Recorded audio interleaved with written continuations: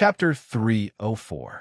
In the underground pool city dungeon, Zhou controlled the blood-colored avatar and ran all the way to poisoned WYRM pool. There were relatively few dimensional creatures in Pool City, so he only encountered 2 sword fang fish along the way. However, they were ordinary sword fang fish, so killing them was very easy. Using the Overlord Spear's ever-victorious characteristic, he killed them with 1 shot, but nothing dropped. The poisoned WYRM pool was originally a pool built in the city. After the city was flooded, the pool wasn't completely submerged due to its relatively high position. The square and stone railings beside it remained above the water surface. The blood-colored avatar stood in front of the stone railings and looked down at the poisoned WYRM pool. He couldn't help but frown. The water in the poisoned WYRM pool was black. Even if he jumped into the water, he probably wouldn't be able to see anything.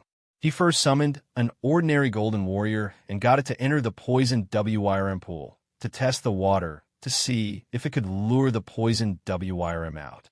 The golden warrior fell into the water and sank with a thud. After a while, there was no reaction from the pool, but the game indicated that the golden warrior was dead. The poisoned WYRM didn't appear. Zhou summoned a few more companion beasts into the water, but the outcome was the same. There was quite a commotion when they went down, but after a while, there was no sound. However, the poisoned WYRM didn't appear.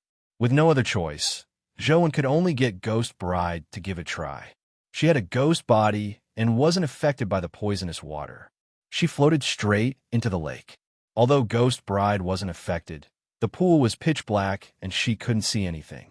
It was unknown how deep it was. Ghost Bride dived down a few hundred meters, but she still hadn't reached the bottom. Nor did she find the poisoned WYRM. Ghost Bride dived nearly 1,000 meters before finally reaching the bottom. The space below wasn't huge, so she didn't encounter the poisoned WYRM after circling around. Strange, where did the poisoned WYRM go? Has it not respawned? Zhou was puzzled. This was a game, and Zhou was the only player. There shouldn't be a problem of it not respawning. Zhou got Ghost Bride to circle the area again, but she still didn't discover anything. Strange. Zhou had no choice but to go to the school's information network to check on the poisoned WYRM. There was quite a lot of information regarding the poisoned WYRM. After all, it was an existence similar to a dragon. Many tutors had attempted to have a poisoned WYRM companion beast drop. However, there were very few people who could actually kill the poisonous flood dragon. The poisonous flood dragon was also known as the hidden flood dragon. It hid within the poisonous flood dragon pool and would not easily be tempted by external objects to come out. As for the poisoned WYRM pool's water, it was extremely poisonous. Ignoring humans, even companion beasts with poison would find it difficult to survive in the poisoned WYRM pool. There was a mentor who wrote a strategy on how to lure the poisonous Jiao dragon out. The most important point was that although the poisonous Jiao dragon was an aquatic creature, it loved to eat birds, especially bird eggs. As long as he smeared some bird eggs on the stone railings, he would be able to lure the poisonous flood dragon out. If he really couldn't find bird eggs, he could also use chicken eggs. However, he would need to use a large amount, at least 7 or 8 gene. Luring out the venomous WYRM was only the first step. This was because ordinary epic experts wouldn't be able to withstand the venomous WYRM's poison. If they were sprayed with a mouthful of poisonous gas, they would most likely die on the spot. Are there bird eggs in the game? I don't have a bird egg on me, but I do have a stone egg. Truth Listener hasn't evolved yet, so I don't know how long it will take. Zhou was somewhat depressed. In reality, only things like companion eggs could be brought into the game. Ordinary items couldn't be brought into the game. If I were to go to the poisoned WYRM pool in real life, I could directly bring the chick over. It might be useful to tie it up and use it as bait, but where can I find the chick and bird eggs in-game? Just as Zhou was thinking about how to obtain the bird eggs, he heard a commotion outside. Zhou originally didn't wish to care about what was happening outside, but when he heard Li Xian call his name, he had no choice but to open the door. Immediately, he saw Li Xian standing outside the yard. There were quite a number of people around him. Most of them were special admission students of Four Seasons Garden. Even Wang Lu was among them. They surrounded Li Xian and were talking about something. As for Li Xian, he had a smug look on his face. Beside him was a beautiful companion beast wearing a leaf robe and holding a wooden bow. It had a pair of wings on its back and pointed ears. Zhou, what do you think of my newly obtained elf companion beast? It's an authentic elf archer produced in the West District's Forest of Life. Although it's only at the legendary stage, it's much more expensive than the typical epic stage. Furthermore, due to its scarcity, you might not be able to buy it even if you have the money, Li Xian flaunted. The special admissions students beside him wore looks of envy as though they agreed with Li Xian's words. What special abilities does she have? Zhou felt that typical legendary companion beasts were useless to him unless they had special abilities. There's no need for such a pet to have any abilities. All you need to do is keep it by your side and watch it, Li Xian said. Many students beside him nodded in agreement. Then, they felt that Li Xian was right. If there's nothing else, I'll head back to game. Zhou couldn't tell what was the point of having such a companion beast. Li Xian hurriedly followed and entered the building with Zhou. Old Zhou, this thing is just a decoration. It's indeed useless. However, a batch of supreme-grade companion eggs has been brought to Luoyang recently. This elf archer is only one of them. It's a gift from them. They invited our Leaf family to participate in the companion egg auction. Are you interested in joining us? Li Xian said. I don't have any money. What'd I do if I go? I'll just game at home. Zhou shook his head. Don't. Accompany me around. Just treat it as broadening your horizons. After all, it's very rare to see companion beasts in the West District here. I heard that there are dragons, angels, devils, and some elemental companion eggs, Li Xian added. I'm not going. Zhou rejected him directly. Don't be so heartless. At most, I'll pay you an appearance fee. Li Xian knew that Zhou lacked money, so he tempted him. However, Zhou lack of money was a matter of the past. Now that he had invested enough money, his need for money wasn't that high. Why do you insist on dragging me along? Zhou asked. Li Xian chuckled in embarrassment. The last time I bought Thunder God General, you were with me and helped me make the decision. That's how I had such good luck. This time, I'll definitely get a few more companion beasts. I'll feel more at ease if you come with me. Do you think I'm a mascot? I don't have that ability. If you really want to get lucky, it's best you invite Wang Lu along. Zhou rolled his eyes at him. Upon hearing Wang Lu's name, Li Xian said gloomily, Wang Lu will also participate, but she's buying a companion egg for herself. We can be considered competitors. Come with me. I won't make you come for nothing. If you like any companion beast later, as long as it's not too expensive, I'll bid for it for you as a fee. Chapter 305. Zhou didn't accept the fee, but he still agreed to participate in the auction with Li Xian. And the place where the companion egg was being auctioned was the Shiyuan Crystal Shop. Qin Shiyuan Shop? When Zhou thought of the shop, he immediately thought of the mysterious number and the locked companion beast. He originally imagined that he would get an answer after rescuing the former principal.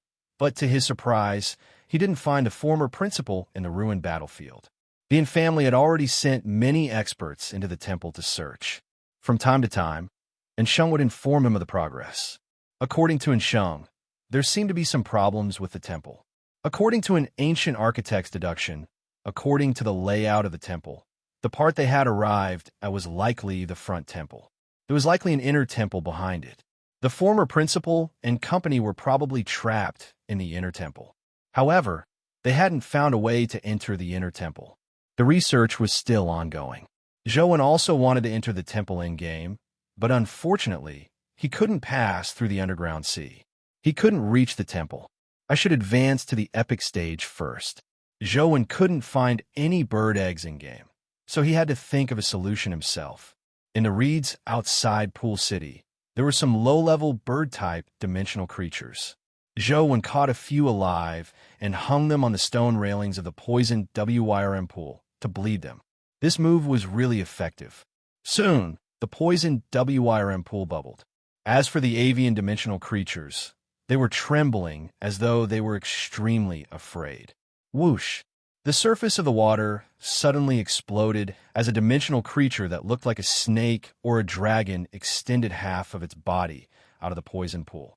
It opened its mouth and sucked at the birds that were bleeding, sucking them into its mouth. Calling a snake, it had claws. Calling a dragon, it had no horns on its head. It looked very odd. Joan wasn't in the mood to console it. He got Banana Fairy to blow a gust of Grandine wind. The violent and cold Grandine wind swept up the poisoned WYRM and large amounts of poisonous water, freezing it in midair. Bam! The frozen poison WYRM fell out of the poisoned WYRM pool and landed on the square. If it were an ordinary epic creature, they would have long been frozen to death. However, this poisoned WYRM didn't die, but it was frozen stiff. It fell to the ground, unable to move. Jovan stabbed the poisoned WYRM a few times with his Overlord spear, stabbing it to death. It's not as powerful as the legends make it out to be. Jovan felt that the strategies were a little exaggerated. It was rather easy to kill the poisoned WYRM. However, he didn't think about it. How many people in the world had a mythical Banana Fairy? Without her, how could he have killed the poisoned WYRM so easily? Ding! The poisoned WYRM's body exploded as a crystal dropped. When Joan looked at it, he saw that it was a crystal with the poisoned WYRM's shadow inside. It was clearly a skill crystal. My luck is here. Joan was overjoyed as he hurriedly got the blood-colored avatar to pick up the crystal. Poison Serpent Crystal, 21 Strength, 14 Poison Attribute. The system gave a notification. Joan's stats happened to meet the requirements. He still had plenty of poison stats, so he chose to absorb it. The poison WYRM crystal transformed into wisps of black gas that fused into the blood-colored avatar's body. At the same time, Joan felt a numbing and painful aura circulate in his body. It was so painful that he nearly cried out. After a while, that feeling gradually disappeared, and a new vital energy cycle formed in his body. Absorbed poison WYRM crystal and learned epic primordial energy skill, Poison Dragon Finger. It's not the dragon transformation art. Joan felt depressed. It wasn't the dragon transformation art he needed. He had never heard of any uses for the Poison Dragon Finger, but on careful look, it was just a rank 1 skill. Joan tried the Poison Dragon Finger. When he used it, his left middle finger turned black. Apart from that, there didn't seem to be any other changes. There was no powerful finger beam or explosive power. It looked ordinary, making it hard to believe that it was an epic primordial energy skill. Isn't this a little too weak? Do I have to use my fingers to directly touch my opponent? It's already an epic primordial energy skill, but it's still so low-end? Joan tapped the stone railing with his finger and realized that not only did it look ordinary, but its actual effects weren't special either. The strength augmentation was very low, not much stronger than the great strength for draw finger of the mortal stage. It was really incomparable to its epic stage status. Since the Poison Dragon Finger has the word poison in it, it should be winning with poison, right? I'll find a living creature to try it out later. Joan could only console himself as he exited the underground Pool City dungeon and switched to the Zhuolu battlefield. Not long after, Joan encountered a Chi this time. Joan specially used the Poison Dragon Finger to deal with the Chi, however. After hitting the Chi, it was unharmed. There was only a black spot the size of a fingertip on its body. Joan originally hoped that the black spot would have some special changes, such as directly festering and poisoning the Chi to death. Therefore, he stared at the black spot on the Chi's body eagerly. However, to his surprise, the black spot vanished not long after. It had actually vanished just like that. As for the Chi, it was still alive and well, completely fine. As if I'd believe you. Joan was rendered completely speechless. To think such a primordial energy skill was worthy of being called epic. It was an insult to the word epic. Joan had no choice but to grind the baby tiger in the underground sea.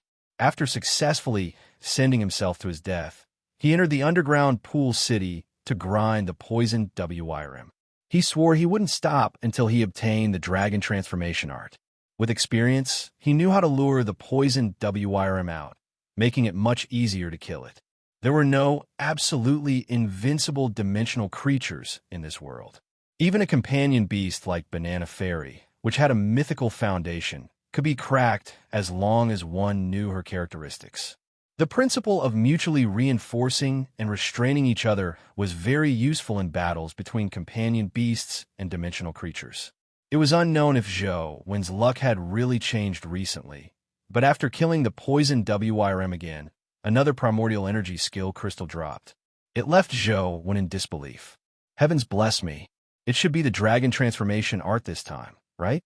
Wen hurriedly got the blood-colored avatar to pick up the poison WIRM crystal.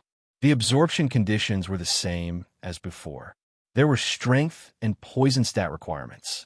After the blood-colored avatar absorbed the poison WIRM crystal, the system gave him a notification. Absorb poison WIRM crystal. Attain poison dragon finger 2. F***CK your sister. There's even a sequel. Wen felt like he was about to explode. He had actually obtained 2 such weak primordial energy skills in a row. He didn't know if he was lucky or unlucky. With things having developed to this point, Wen had no other choice. After failing to grind the baby tiger, he headed to the underground sea to snatch the dragon pearl. After successfully sending himself to his death, he returned to the poison WIRM pool to grind the poison WIRM. Ding! With a crisp sound, another primordial energy skill crystal dropped. Chapter 306. Absorb poison WIRM crystal. Attain poison dragon finger 4. Upon seeing the notification that popped up in-game, Wen felt unwell. This poison WIRM was truly poisonous. It kept dropping poison dragon finger. What the hell is this? Wen had no choice but to take the poison dragon finger seriously. The poison dragon finger primordial energy skill had dropped 3 times in a row. Wen didn't believe that it was a coincidence. After carefully studying the skill, he realized that the 3 skills of the poison dragon finger didn't overlap. There were 3 skills. The poison dragon finger that didn't have a label in the beginning was likely 1. When used, the left middle finger would turn black. When used 2 and 4, the index and ring fingers would turn black. Could it be that there are 5 types of poison dragon finger, corresponding to the 5 fingers? However, the effects of the poison dragon finger are so weak. Even if I use all 5 fingers, it probably won't be of much use, right? Wen was somewhat interested.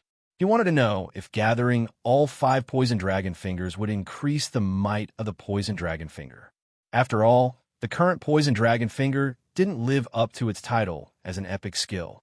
Wen now felt that the poison dragon finger wasn't that simple. Wen went to the school's information network to search for information on the poison WIRM, mainly to see what it dropped. There was relatively little information on this. Only the tutor who had previously written an article about luring the poison WIRM had mentioned that the poison dragon finger would drop. However, the poison dragon finger was extremely weak, inferior to the typical legendary skill. It wasn't worth practicing. However, he didn't find any information on the dragon transformation art. Without any information, Wen could only continue grinding.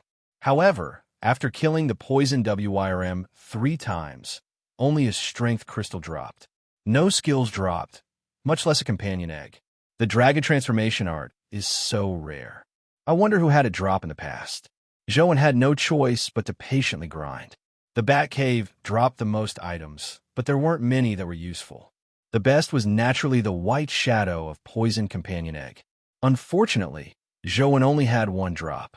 After killing the white shadow of poison several times, no companion eggs dropped. Next was the primordial energy skill crystal, followed by the poison stat crystal. Apart from that, the Bat Cave had a special use. It was to help Wen hatch epic companion eggs. As Wen didn't have enough primordial energy, he couldn't incubate an epic companion egg. Furthermore, there were too many bats in the Bat Cave. After killing them in large numbers, they would drop quite a number of primordial energy crystals. These primordial energy crystals with values ranging from 21 to 36 would drop at least 7 or 8 from grinding the Bat Cave. With the help of these high-level primordial energy crystals and the primordial energy recovery ability of his Dao body, Zhou could barely hatch an epic companion egg. Zhou had used this method to hatch the mutated stone chi now. The mutated stone chi had transformed into a grayish-white stone armor that the blood-colored avatar wore. The armor was very unique. It was a full-body armor. The grayish-white stone enveloped the blood-colored avatar from head to toe. Furthermore, it was different from the crudeness Zhou had imagined. The stone armor formed by the mutated stone chi was extremely exquisite. It wasn't inferior to the steel armor forged by exquisite craftsmanship. It was even better than the artistry. After the blood-colored avatar wore the stone armor, it looked like a stone statue. Its face was a hideous mask of a monster, making it look extremely ferocious and ruthless. On the back of the armor, there was a black dragon-shaped emblem. The dragon shape was rather abstract, preventing one from seeing its full appearance. However, the dragon's domineering aura seemed to leap out, as though it could come to life at any moment. After testing the stone chi's armor's defense, it could only be described as strong. The poison beam of an ordinary epic poison bat was unable to leave a mark on the stone armor. Even the white shadow of Poison's poison beam and poison claw could only leave a few shallow marks on the stone armor, unable to penetrate it. Furthermore, the stone armor had powerful self-recovery abilities. It could basically repair itself as long as it wasn't completely destroyed on the spot. What good item! Zhou imagined that such a good armor might be able to help him withstand the Black Dragon's attack. But when he tried it in the underground sea, the stone armor and the blood-colored avatar were swallowed. To the Black Dragon, it didn't make much of a difference. At most, it was a little harder to chew. It was useless against those terrifying true dragons. However, the stone armor was an excellent grade defensive pet at the epic stage. Zhou liked it very much. The mutated stone chi was rather powerful in battle. It was about the same as the mutated stone chi Zhou had killed. It was an excellent grade pet with both offense and defense.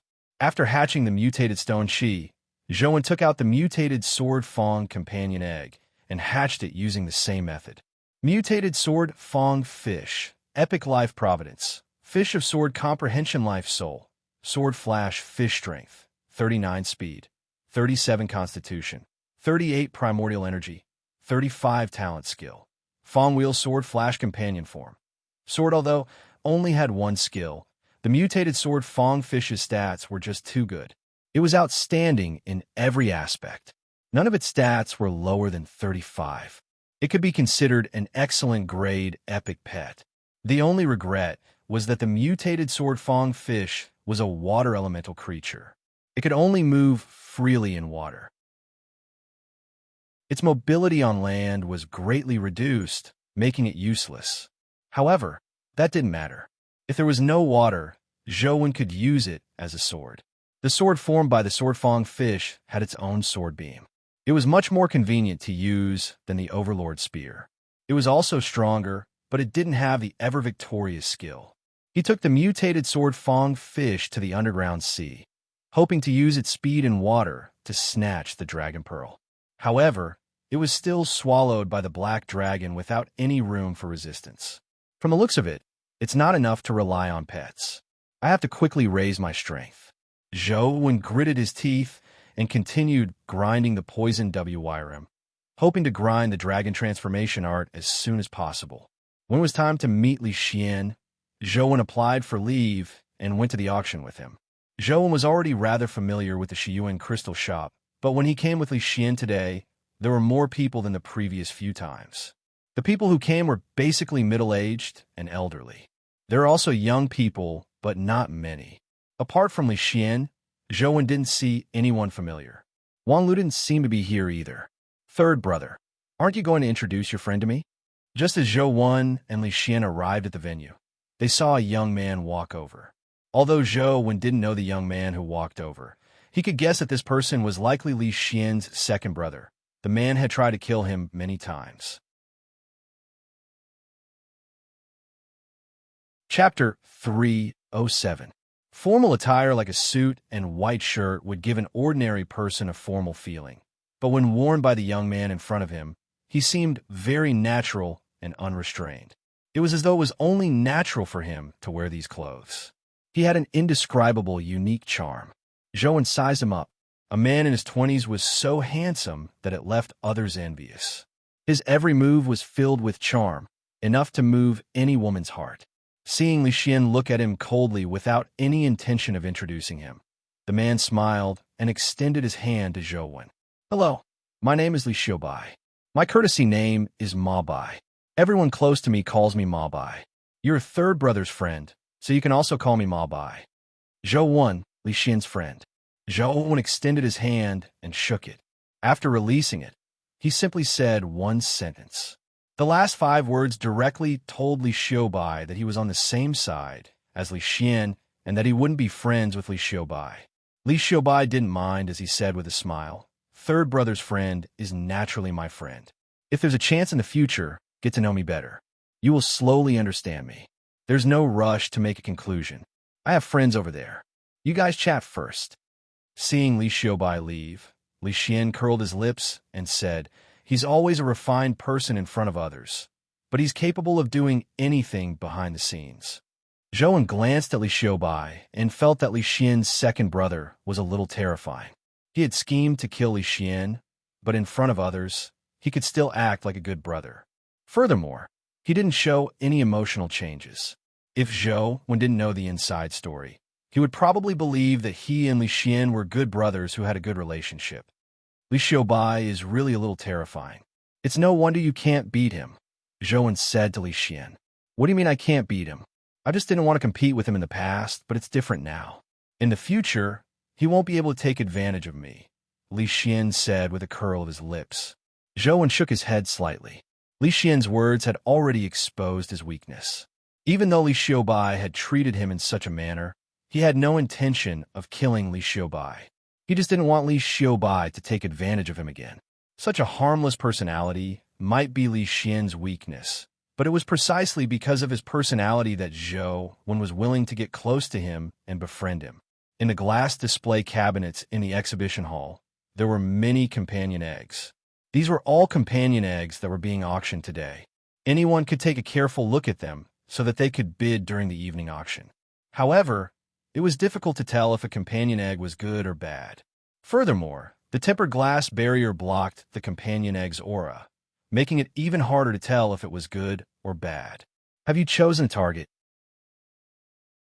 Zhou asked Li Xian. "Yes, on a bid for number 47's Holy Sword Angel. What do you think?" Li Xian led Zhou to the glass cover with the number 47 and pointed at a companion egg inside. As Zhou used his phone to take a picture of the companion egg, he asked, "What are the characteristics of the Holy Sword Angel?" Li Xian explained the details of the Holy Sword Angel to Zhou before asking, "How about 2 million?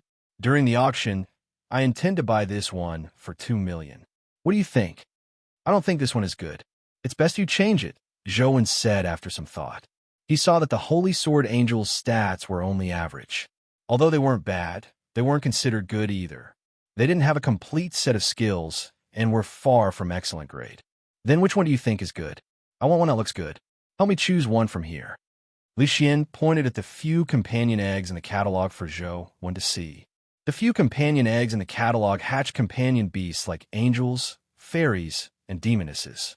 Furthermore, their prices were rather ridiculous. Their abilities were only average, so it was unknown why Li Xian had bought them. However, since Li Xian wanted one, Zhou helped him take a look. There were a few with rather good stats, especially an epic companion egg named Spirit Siphoning Demonis. The 4 basic stats exceeded the upper limit given by the information. Furthermore, it was a pet with 4 full skills. It could be said to be excellent grade. Zhou secretly told Li Xian that he could bid for the Spirit Siphoning Demonis with all his might. Li Xian trusted Zhou very much. Since Zhou said that he wanted to buy the Spirit Siphoning Demonis, he didn't look at the other companion eggs. "Zhou, we agreed that you should pick one for yourself. Treat it as payment for your hard work," Li Xian said to Zhou. "Don't talk so much nonsense with me. I'm done with what needs to be done. I'll walk around. Take a look for yourself." Zhou wanted to go to basement 4 to take a look at the locked companion beast. He had a nagging feeling that the companion beast had something to do with the password the former principal had sent him. Just pick. What's with all the hassle? Walk around after you're done. Li Xian forcefully pulled Zhou around. As he walked, he said, "What's wrong with this nightmare demoness? Her figure is really hot." Zhou didn't know what Li Xian was thinking all day. He remembered that the invincible connate divine art he cultivated didn't allow him to lose his virginity. Once he lost his virginity, he would lose his cultivation. He wasn't afraid of losing his cultivation by looking at so many things all day. Since Li Xian insisted on giving it to him, Zhou wanted to choose a cheaper one. After flipping through the catalog, the cheapest one was priced at 100,000. Furthermore, there were some inconspicuous legendary companion eggs. For example, goblins and swamp monsters were considered ordinary legendary companion eggs in the West District. Yet, they could be sold for more than 100,000. It could only be said that the rarer something was, the greater its value. After all, the East District didn't have such companion beasts. As he strolled around, he would occasionally use his phone to take a look. As others were also using their phones to take photos, Zhou Wen's actions weren't out of the ordinary. As Zhou Wen was looking, he was suddenly taken aback. He couldn't help but stop in his tracks and look at the booth beside him. There was a companion egg inside the glass cover. The card beside it had the words Minotaur, but the information he saw on his phone wasn't about a Minotaur. Zhou Wen carefully looked at the information on the card. It was written that it was a legendary Minotaur. It was produced in a dimensional zone called the Underground Maze in the West District. It was good at using huge axes, and its constitution and strength were very good. However, the information Zhou Wen saw on his phone was completely different from the information on the card. This companion egg labeled as a Minotaur was displayed on the phone as Tyrant Behemoth, and its level was only at the mortal stage. However, behind the mortal stage, Zhou Wen saw the familiar words evolvable. No way. Could it be that this is a mythical companion beast that can match Banana Fairy? That shouldn't be the case. Those who can do the companion egg business are all experts, especially at such a large auction. There will definitely be many experts cross-checking and confirming it. How can they make a mistake between a Minotaur companion egg and a Tyrant Behemoth companion egg? Zhou Wen found it unbelievable, but the information on his phone clearly showed that it was a Tyrant Behemoth companion egg.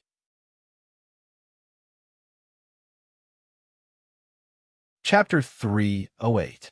Even if he wanted to make a mistake, he had to have a chance to do so. Mythical companion eggs were just too rare.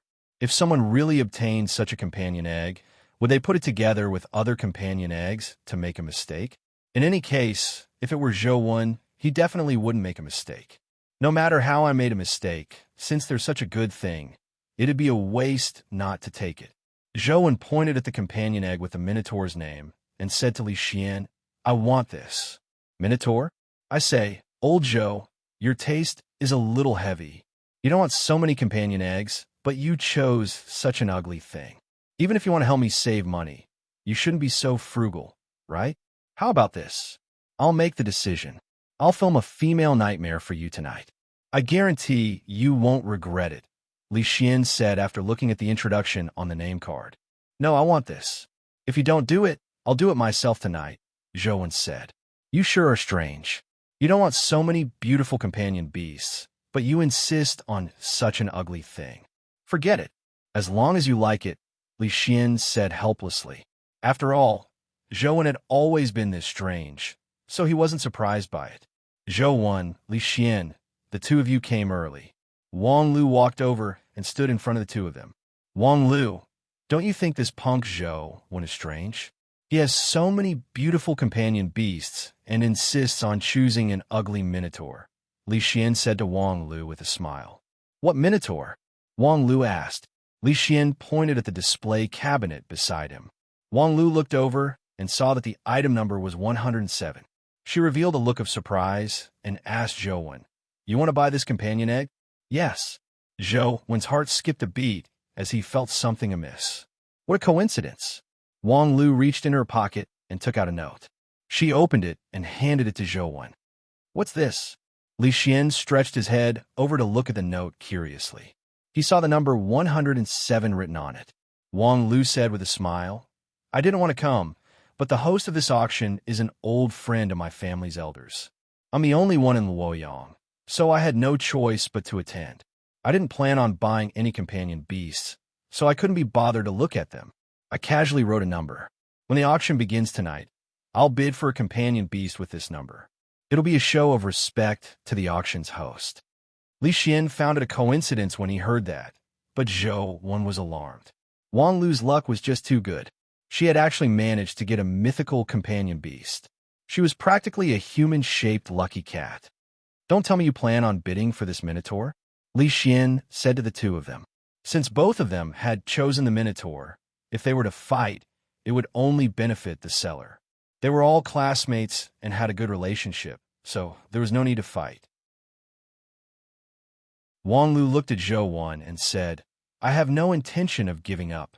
What about you? Me too, Zhou Wen said. I really don't understand you. What sort of fight over for a minotaur? There are plenty of such things in the West District. If you really want one, I'll get someone to get a few for you later. There's no need to hurt the friendship between classmates over such a thing, Li Xian said to smooth things over. I never change my mind on things I've decided on. However, Li Xian is right. There's no need to hurt the friendship between classmates over a companion egg. Let's do this. I'll bid for this companion egg. Zhou Wen, you can bid for another companion egg. After the auction, we'll exchange it. It'll be considered a mutual gift.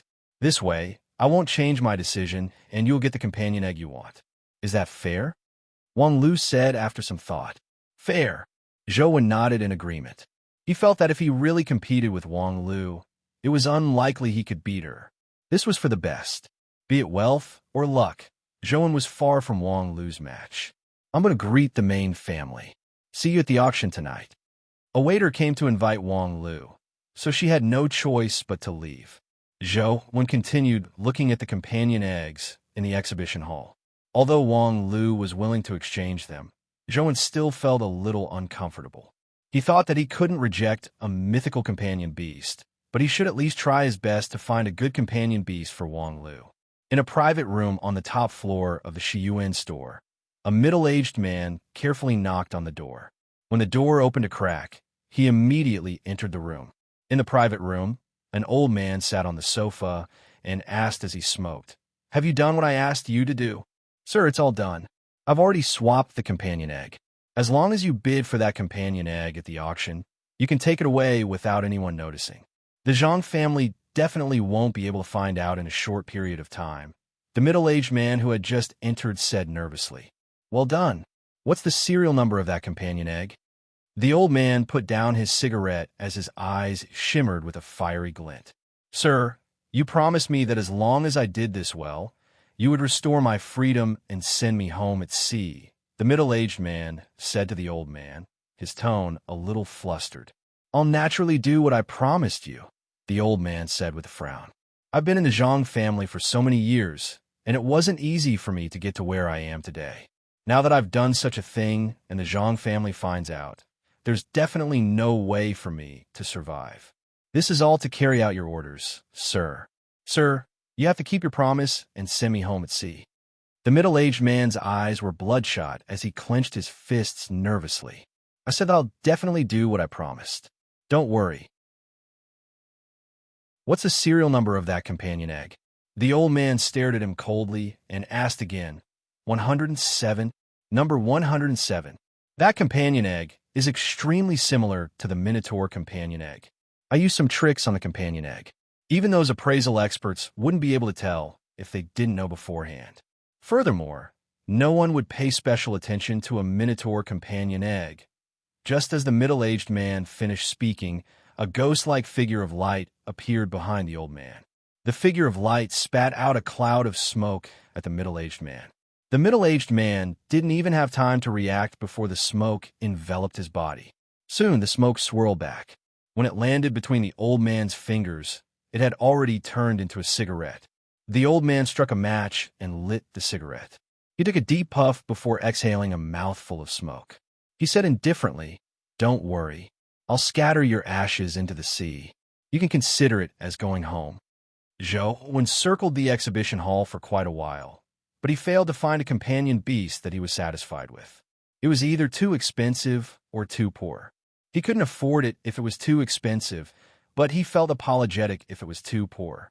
Seeing that he was about to finish looking at the companion eggs, Zhou couldn't help but be taken aback when there was only one companion egg left.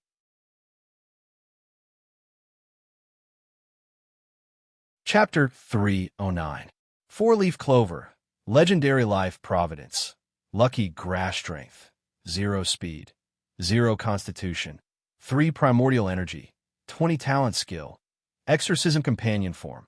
Hair clip. This was the information that Zhou had seen. The name on the card was 3-leaf clover. It was said that it was a plant-type companion beast that had the effect of comforting and stimulating one's mind. However, according to the information that Zhou had seen on his phone, it was a 4-leaf clover. Although its stats were very weak and could be said to be trash at the legendary stage, exorcism was a relatively common skill in the West.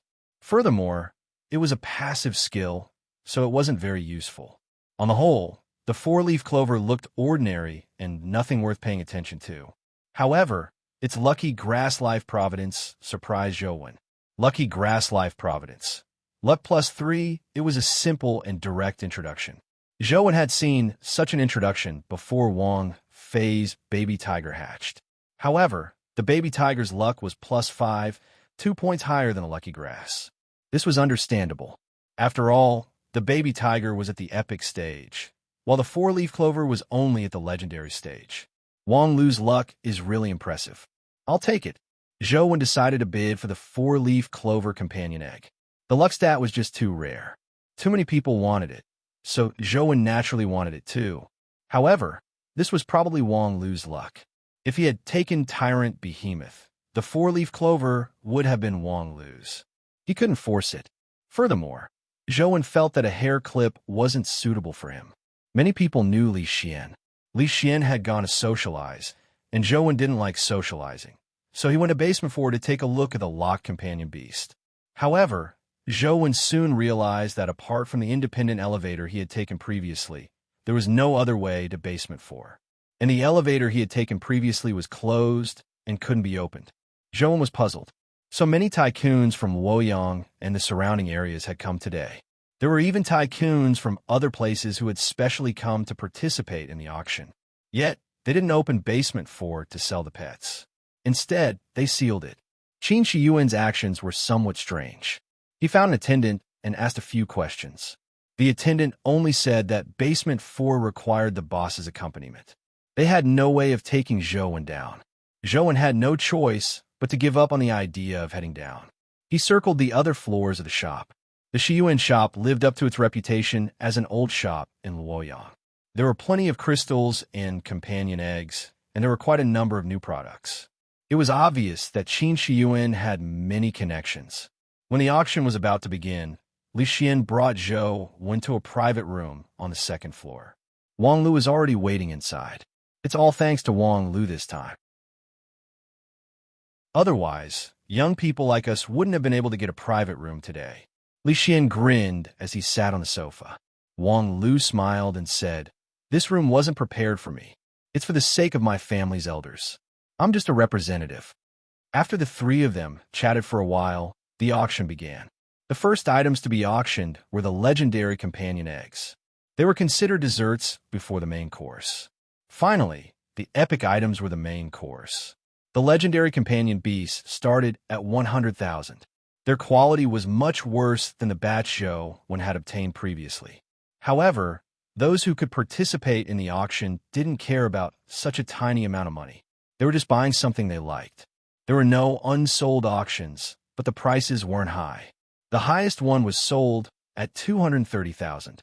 Only then did Zhou realize that the numbers were originally auctioned in reverse. The higher the number, the earlier the auction was. The 13th item was the Minotaur number 107. It was also starting at 100,000. Wang Lu calmly pressed the button on the auction device and successfully raised the price to 110,000. As the room was independently sealed and had a one-way glass, It wasn't like the hall below, where one could see it with a raise of one's hand. Therefore, a bidding device was needed. Otherwise, the auctioneer wouldn't know that someone was bidding in the room. There were two people who were interested in the Minotaur. Soon, they raised the price to 160,000. Then, Wang Lu raised the price again, raising it to 170,000. The two bidders on the first floor had already given up. Wang Lu originally thought that she could win it, but she never expected someone to raise the price to 200,000. A Minotaur being auctioned for 200,000 was already an astronomical price. The other party looked determined to win the Minotaur. From the looks of it, someone wants to compete with you. Your family doesn't have enemies in Luoyang, right? Li Xian said with a smile. Wang Lu shook her head and raised the price again, raising it to 210,000. It's so tiring to raise it by 10,000. Let's just raise it by 300,000. Let's see if he still raises it, Li Xian said like a tycoon. Money has to be used sparingly. Every bit counts, Wang Lu said with a smile. At that moment, in another room, an old man who was smoking frowned. He originally believed that it wouldn't be a problem to win the companion egg for 200,000, but he never expected someone to bid. Could it be that the news was leaked? Or did that fellow have a backup plan? The old man pondered for a moment and felt that both were possible, but it didn't seem like it. He couldn't figure out the reason for a moment. Seeing that no one was bidding and that the auctioneer was already shouting 210,000 once, the old man decided to bid first. Spending money was a trivial matter as long as he could win the companion egg. Unwilling to be too ostentatious, the old man planned on adding 10,000 to test the other party's reaction. However, when he pressed his finger on the bidding device, it didn't react. It was as though it was broken. The old man couldn't help but be taken aback. He hurriedly extended his finger and pressed it a few times, but there was no reaction at all. It was as though it was really broken. Sweat immediately seeped out of his forehead as he kept pressing, but there was still no reaction. 210,000 thrice. Sold. The auctioneer was already satisfied that the Minotaur had reached 210,000. He shouted especially quickly. The old man in the room was already infuriated. He had planned everything and arranged everything, but he never expected it to be broken by a bidding device. He couldn't help but fly into a rage. He called the staff over and scolded them. However, when the staff went forward to check the bidding device, they realized that all the buttons were normal. There was nothing wrong with them. They tried using it a few times and found it to be usable. Sir, were you too agitated just now? There were some deviations in the operation, the staff member said with an extremely good attitude. The old man wished he could immediately turn the few staff members in front of him into cigarettes, but this was Luoyang. If he did that, he would definitely be targeted. Furthermore, it wouldn't solve any problems. Who won lot 107? The old man could only hold back his anger and ask, Sir, I'm sorry. Unless the customer is willing to make it public, we need to keep the customer's information confidential, the staff member said with a slight bow. The old man held back and didn't flare up. All he did was get the staff members to leave as his expression changed. He didn't know if the failure of the bidding device was a coincidence or if he had already been targeted.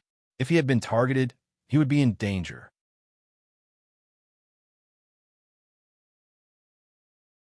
Chapter 310. Zhou couldn't help but heave a sigh of relief when he saw that Wang Lu had finally bid for Tyrant Behemoth.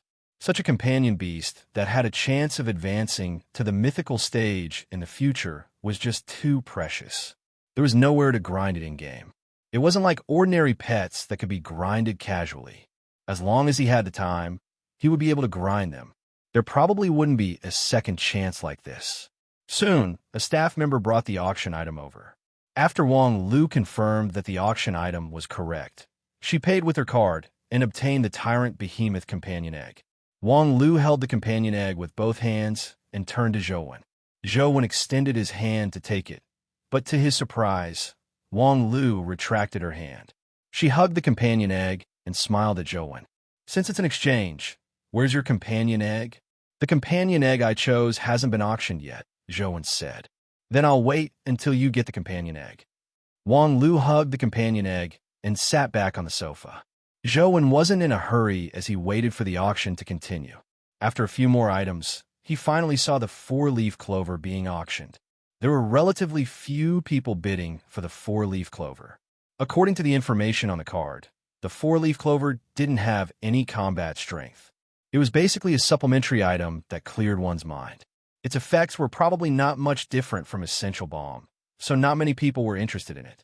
Only one person made a bid. Zhou bought the four-leaf clover at a price of 130,000. I'll hand over the money. Wang Lu held the companion egg in one hand and extended her other hand in front of Zhou. All right. Zhou placed the four-leaf clover companion egg in Wang Lu's hand before taking the tyrant behemoth companion egg. I finally got it. Zhou held the tyrant behemoth companion egg in excitement. This was the hope of advancing to the mythical stage in the future. A dimensional creature like a behemoth was a terrifying existence in Western mythology. Legend had it that it could devour 1,000 mountains. Due to its immense appetite, God had originally created a pair of behemoths, but he was afraid that they would reproduce and devour the entire world. Therefore, he killed the female behemoth, leaving only the male behemoth. Legends were legends after all, but tyrant behemoth stats clearly indicated that it was indeed extraordinary. Tyrant behemoth, mortal, evolvable, strength, 11 speed, 11 constitution, 11 essence energy, 11 innate skill, mountain devourer companion form, boxing glove. Just like Banana Fairy, it had a single skill. This left Zhou somewhat depressed. The companion form was a boxing glove. He would only know what it would look like after it hatched. The auction continued. In the end, Li Xian won the Epic Spirit Drawing Demonis for 2 million. It was much more expensive than the market price, making him feel the pinch. However, Li Xian still firmly bought it. Once the auction ended, he couldn't wait to return. He planned on thinking of a way to hatch the Spirit Drawing Demonis. I know there's a dessert shop nearby that has pretty good desserts. Do you want to have some before school?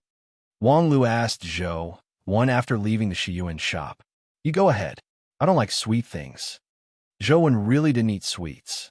Furthermore, he was in a hurry to return and hatch Tyrant Behemoth. He really wasn't in the mood to eat. After waving his hand as a farewell, Zhou summoned his mutated lotus flower ant and rode it all the way back to school. He's really not a gentleman at all. There's something wrong with his head. Drive, Wang Lu said angrily as she ordered the driver to drive to the dessert shop. After the car left, an old man walked out from a nearby alley. He looked in the direction where the car had left with a complicated look in his eyes. Someone from the Wang family bought that companion egg? From the looks of it, things have indeed changed. I'm afraid that fellow leaked the news. The old man felt that he was in a very dangerous situation. He had to leave immediately. Otherwise, the Wang family might silence him. After all, it was the Zhang family's mythical companion egg. The Hero King's family wasn't that easily provoked. In order not to provoke the Zhang family, the Wang family might very well eliminate everyone who knew. That darn Wang family. I'm screwed this time. The old man didn't dare stay any longer as he sneaked into the darkness and headed into the distance.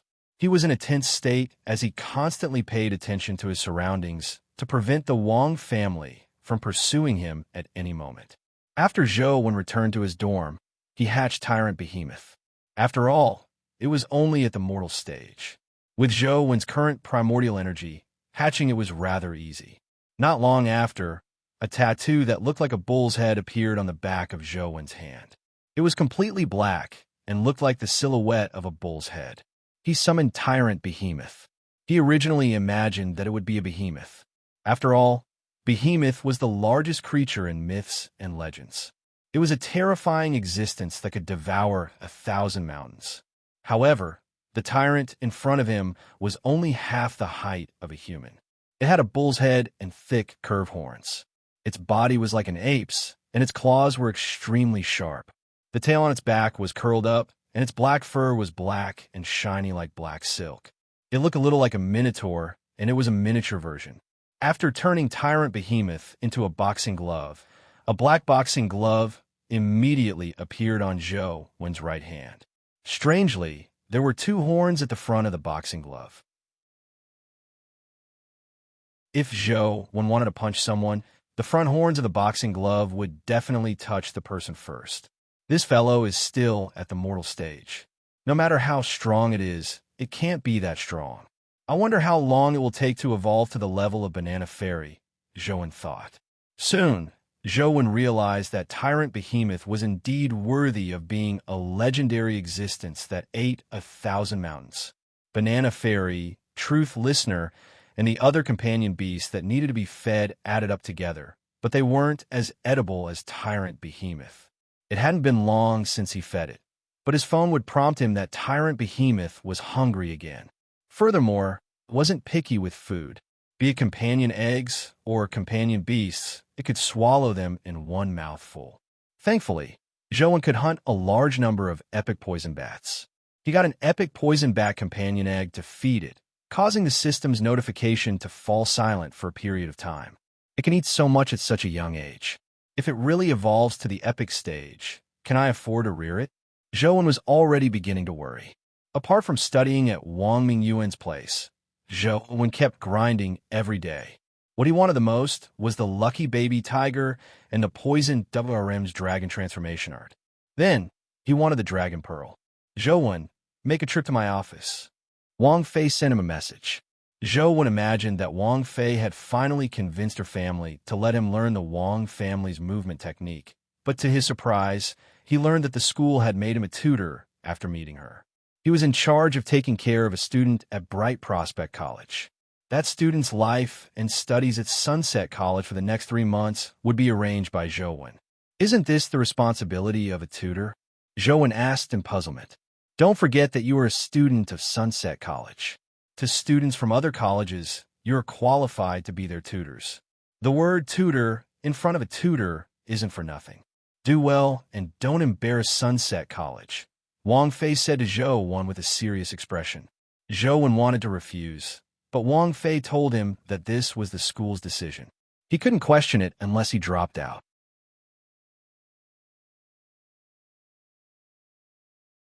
Chapter 3:11. Dropping out was naturally just a joke. No one would drop out because of this. Furthermore, the school had corresponding rewards for support students. They could obtain passes to special dimensional zones. Although it was called tutoring, it was actually just a guide, allowing the Bright Prospects College students to quickly integrate into Sunset College's learning and life. After all, they would only be here for 3 months, unlike Zhou and company who could live and study here for 4 years. Everything could be taken slowly. The Bright Prospect College students who received one-on-one tutoring would enter the same tutor's class as the tutor. Their homework missions were naturally the same. The only mandatory mission was when doing homework missions. The tutor had to form a team with their tutor and be in charge of leading them to complete the homework missions. After Zhou saw what the tutors needed to do, he didn't think much of it. After all, it was just taking one more person for homework missions. It wasn't difficult. He usually had to do homework missions himself. When Zhou met the person, he realized that his one-on-one tutoring target was Ming Xiu. He was a handsome youth about his age. For some reason, Ming Xiu looked very radiant, but he was a little lazy, as though he wasn't interested in anything. The school had already assigned dorms to Ming Xiu and company, but Zhou needed to take them there and help them familiarize themselves with the school situation. From Zhou's point of view, these weren't troublesome matters. Although the school was huge, students like them usually went to only a few places. It would take them at most half a day to familiarize themselves with the place. After that, there was nothing for Zhou to do. When the homework missions were assigned, he just needed to bring Ming Xiu along. Although Zhou was learning from Wang Mingyuan, his tutor was still Wang Fei, so Ming Xiu's tutor was also Wang Fei. Ming Xiu, this is the key to your dorm. Shall I take you to your dorm first? After the school leader finished speaking, Zhou took Ming Xiu to his dorm and arranged for him to stay. Thank you. Just give me the key. We're all adults. I can handle such trivial matters. There's no need to trouble you, Ming Xiu said politely. That's fine too. This is my phone number. Call me if you need anything. Zhou gave him his dorm key and his phone number. Thank you. By the way, who was first in Sunset College's comprehensive test this year? Ming Xiu asked after taking the key and note. First, I remember it was Senior Wei Ge. Zhou, Wen's memory wasn't bad, but that was only when it came to things he wanted to memorize. He never paid much attention to things he wasn't interested in. He really didn't pay much attention to who was first. After all, he was in the top 10. Wei Ge is the current student council president, right? Ming Xiu nodded, as though he had heard of this person before. Yes, Zhou answered. Do you know where to find him? Ming Xiu asked again. I really don't know about that. You can go to the student union activity room to take a look. Even if you can't find Senior Wei Ge, you can still find the backbone of the student union. Zhou when told Ming Xiu the location of the student union. Thanks. After thanking Zhou Wen again, Ming Xiu turned around and prepared to leave. Zhou Wen had no intention of stopping him. He felt gratified to see Ming Cheng's student being so independent. Furthermore, Ming Xiu was right. They were all adults, so they didn't need others to care about them. As long as they were willing to understand many things, there was no need for others to guide them. Sunset College's education policy was actually the same. It tried its best not to restrict the students' wishes and development. It only guided them in a direction and provided them with the knowledge and ability to learn. Whether they could learn and how much they could learn depended on the students themselves. Independence was a sign of whether a student could truly grow. After Ming Xiu left, Zhou Wen turned around and returned to his dorm. He hadn't grinded his dragon transformation art yet, so he needed to continue grinding dungeons. Furthermore, he still needed to learn from Wang Mingyuan. Ming Xiu walked to a trash can in the school. Without looking at the piece of paper, she folded it and placed it into a recyclable bin. Ming Xiu had no intention of coming to Sunset College to learn anything, nor did he need the company of a student counselor. Wei Ge had been in a rather good mood recently. He was originally worried that Zhou Wen would become the second Hui Haifeng, or even compete with him for the position of the next student council president. However, after some observation, he realized that Zhou Wen was similar to the other freaks in school. He wasn't interested in such matters at all. This made him feel very gratified. He usually didn't see Zhou Wen at all, nor did he participate in group activities. What was worse was that Zhou Wen often took leave to go out. Wei Ge had already automatically defined Zhou Wen as a rich and powerful scion. With Zhou Wen's personality, it was unlikely that he would compete with him for the position of student council president. Just as Wei Ge was studying a dimensional zone strategy, he heard the door to the activity room open. He looked up and couldn't help but frown slightly. He had a very good memory, especially when it came to faces. It could be said that he had a photographic memory, but he couldn't recall where he had seen the handsome boy in front of him. The exchange students from Bright Prospects College will be arriving today. This boy should be one of them, right? On second thought, Wei Ge guessed Ming Xiu's origins. At the same time, he thought to himself, what's a new exchange student doing here at the student council instead of going to the dormitory? Hello, I'm Wei Ge, the president of the student council. Is there anything I can help you with? Wei Ge said amiably to Ming Xiu, as though he was a leader greeting the poor in the countryside. In Wei Ji's heart, Bright Prospects College was a third-rate college. The students of Bright Prospect College weren't much different from the poor. Getting them to study at Sunset College was helping the poor. Ming Xiu looked at Wei Ge and said, You're the student council president. Wei Ge? That's me. Wei Ge nodded with a smile, looking extraordinary. He was secretly pleased with himself. Even the students of Bright Prospects know me. I'm indeed famous. Can I ask you to spar with me in actual combat? I want to know how strong the strongest student of Sunset College is. Ming Xiu directly explained his purpose for coming. Wei Ge smiled and said to Ming Xiu, You're an exchange student from Bright Prospects College, right? Ming Xiu nodded slightly before continuing, You decide the time and place. A young lad from a third-rate college is eager to prove himself. Unfortunately, he's too ambitious. He wants to challenge me, the president of the student council, the moment he arrives. He's really young. Wei Ge was too experienced in dealing with such matters. His smile didn't change as he took out a coin and placed it on the table in front of him. Then he said to Ming Xiu, Student, There's no need to go through so much trouble. See this coin? I'll do something to it. If you can do the same, consider it your win. All right. Ming Xiu agreed without any hesitation.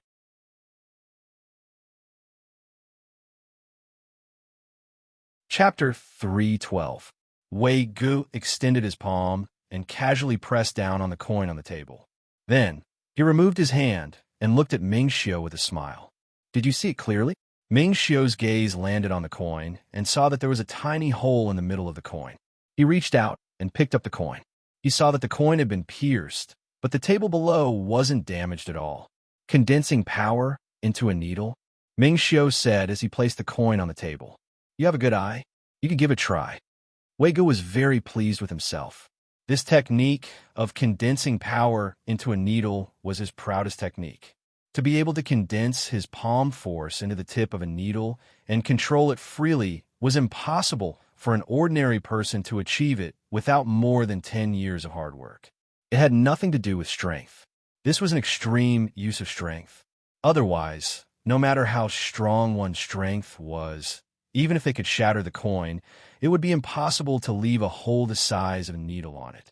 With this move, Wei Gu had managed to dissuade many challengers without any bloodshed. He was already used to it. Ming Xiu didn't say a word. He only extended his palm and pressed it on the coin. Then, he removed his palm and looked at Wei Gu. Can you spar with me now? Wei Gu looked at the coin and was immediately alarmed. He saw that there was an additional hole on the coin. It was even thinner than the hole he had left behind. He picked up the coin and looked at it. Seeing that there was no damage on the table, Wei Gu thought to himself, a third-rate school like Bright Prospects College actually has such an expert in strength control. It's really surprising. From the looks of it, this fellow looks very difficult to deal with. It's necessary for me to defeat him. There's no benefit in doing so. If I lose, wouldn't I be humiliated? With a thought, Wei Gu immediately had an idea. He smiled at Ming Xiu and asked, How should I address you? Ming Xiu answered. Ming Xiu, of course you can challenge me, but I have to ask you first. Do you want to challenge me, the president of the student council, or the #1 expert of our Sunset College? Wei Gu asked, Is there a difference? Ming Xiu asked in puzzlement. Of course there's a difference. Although I'm the president of the student council, the publicly recognized #1 expert in our school is someone else. If you want to challenge the #1 expert, I'm afraid you've found the wrong person, Wei Gu said. Who's the #1 expert? Ming Xiu asked. Our academy's #1 expert is Hui Haifeng, who is known as the invincible fist god. Wei Gu directly betrayed Hui Haifeng. After all, he and Hui Haifeng were sworn enemies. He could get Ming Xiu to cause trouble for Hui Haifeng. Where can I find him? When Ming Xiu heard the impressive title of Invincible Divine Fist, he felt that Wei Gu wasn't lying. If he wasn't really that strong, why would he dare use the title of Invincible? Furthermore, as the president of Sunset College's student council, it was unlikely that he would spout nonsense. Wei Gu wasn't spouting nonsense. Hui Haifeng really had such a nickname, but it was just a joke used by the members of the club. In the past, Wei Gu had been very disdainful of Hui Haifeng's nickname. At this moment, he was only making use of it. Wait. Wei Gu made a phone call and quickly found Hui Haifeng's whereabouts. Then he said to Ming Xiu with a smile, he should be in Old Dragon Cave and Dragon Gate Grotto. It's not difficult to find him there. You can ask around in school or use the map to navigate. Thank you. Ming Xiu turned around and left. After watching Ming Xiu leave, Wei Gu looked at the coin again. He saw that not only was the pinhole fine, but it was also very round. It was much more exquisite than Wei Ji's. This fellow is really quite powerful. If I were to fight him, I might not be able to win. How could a third-rate school like Bright Prospects College produce such a freak? Wei Gu was secretly puzzled. A student like him should be able to get into a famous school. However, when he thought of how much trouble he had given Hui Haifeng, Wei Gu was delighted. If Ming Xiu really defeated Hui Haifeng, he would be in for a treat. Zhou Wen went to Wang Mingyuan's place to study. Just as he arrived in front of Dragon Gate Grotto, he saw Ming Xiu standing at the intersection. He had his head lowered as though he was hesitating about which path to take. Stop looking. GPS is useless in Dragon Gate Grotto. Where do you want to go? Zhou walked in front of him and asked. When Mingxiu saw that it was Zhou, he asked, I'm looking for Hui Haifeng. I heard he's an old dragon cave, right? Why are you looking for Hui Haifeng? Zhou asked curiously. Wei Gu said that he's the #1 expert of Sunset College, so I want to see how strong the #1 expert of Sunset College is, Ming Xiu said. Zhou was somewhat speechless when he heard that. He had sent Ming Xiu to Wei Gu, but Wei Gu had actually sent him to find Hui Haifeng. You know Hui Haifeng? Ming Xiu sized up Zhou and asked. We're learning from the same tutor. We could be considered fellow disciples, Zhou said as he considered how he could resolve the trouble that was Ming Xiu. Zhou, what are you doing here? Before Zhou could think of a solution, Hui Haifeng walked out of Dragon Gate Grotto himself. This is Ming Xiu from Bright Prospect High School. He wants to challenge you. Zhou had no choice but to introduce Ming Xiu to Hui Haifeng and explain his identity. Ming Xiu, why do you want to challenge me? Hui Haifeng asked with a smile, without panicking at all. Someone said that you are the #1 expert of Sunset College. I want to know how strong the #1 expert of Sunset College is, Ming Xiu said. That's right. That person has good taste. However, Ming Xiu, if anyone can challenge me as they please, as the #1 expert of Sunset College, I wouldn't have to do anything all day. Just accepting challenges would tire me to death. Hui Haifeng changed the topic as he pointed at Zhou and said, How about this? This is my junior. He's ranked the lowest among my tutor's 4 students. He's also the weakest. Defeat him first before I consider accepting your challenge. By the side, Zhou nearly spat out the mouthful of water he had just drunk. Hui Haifeng was too shameless. Ming Xiu looked at Zhou and made an inviting gesture. Then I'll be troubling you. Zhou was somewhat depressed. He didn't have the time to fight with Ming Xiu. He still had a few questions he wanted to ask Wang Mingyuan. Coach, I've already understood what you taught me the last time. When is the next class? As Zhou was thinking, Feng Qiuyan ran over. When he saw Zhou, he immediately said, Ahem. Feng Qiuyan, let me introduce you. This is Ming Xiu from Bright Prospects High School. He's an exchange student who just came to our school. He's very strong. Spar with him. It can be considered a test of your recent strength progress, Zhou said as he pointed at Ming Xiu. All right. Feng Qiuyan agreed immediately, his eyes filled with fighting spirit.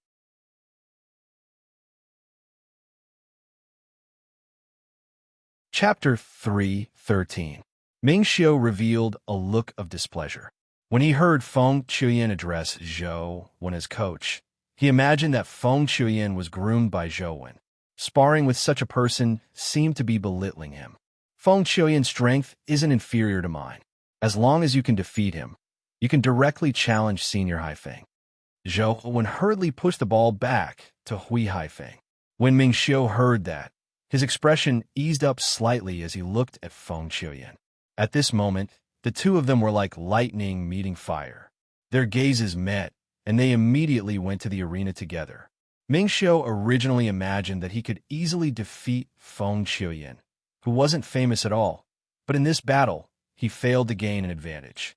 Feng Qiuyan's saber techniques vaguely had the aura of a master. His saber moved freely, and his spirit became stronger as the battle went on. His saber techniques were like a surging river that left others breathless. Ming Xiu couldn't help but turn serious. He used his unbelievable life providence powers to fight Feng Qiuyan with all his might, but he was only able to fight to a draw. It was difficult for him to clinch victory. The shock in Ming Xiu's heart was indescribable. His life providence was that of a peerless paragon. He learned everything much faster than others. Techniques that others needed a year of arduous training could be grasped by him in a few days. He could quickly understand concepts that others found difficult to comprehend just by looking at them. Among his peers, he had never experienced what it felt like to be an opponent. He originally imagined that Sunset College was only slightly more famous and that the students were only SOSO. It was impossible for them to be stronger than him. However, He never expected that he still couldn't defeat Feng Chuyin despite using all his strength. As for Feng Chuyin calling Zhou Wen coach, it was obvious that he was groomed by Zhou Wen.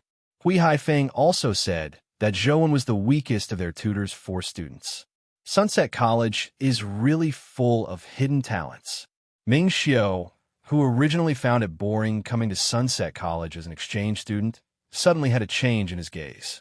The two of them fought in the arena for more than an hour without a victor being decided. They were already exhausted. Is that Zhou Wen really your coach? Ming Xiu didn't believe that a person who could fight him to a draw would be groomed by someone about his age. Yes, Feng Chuyin answered honestly. Then is it like what he said, that your strength is about the same as his? Ming Xiu asked again. I don't know how strong coach is, but it's because coach has given me 3 pointers in the past 2 to 3 months that I'm in my current realm. Before this, I was far from your match.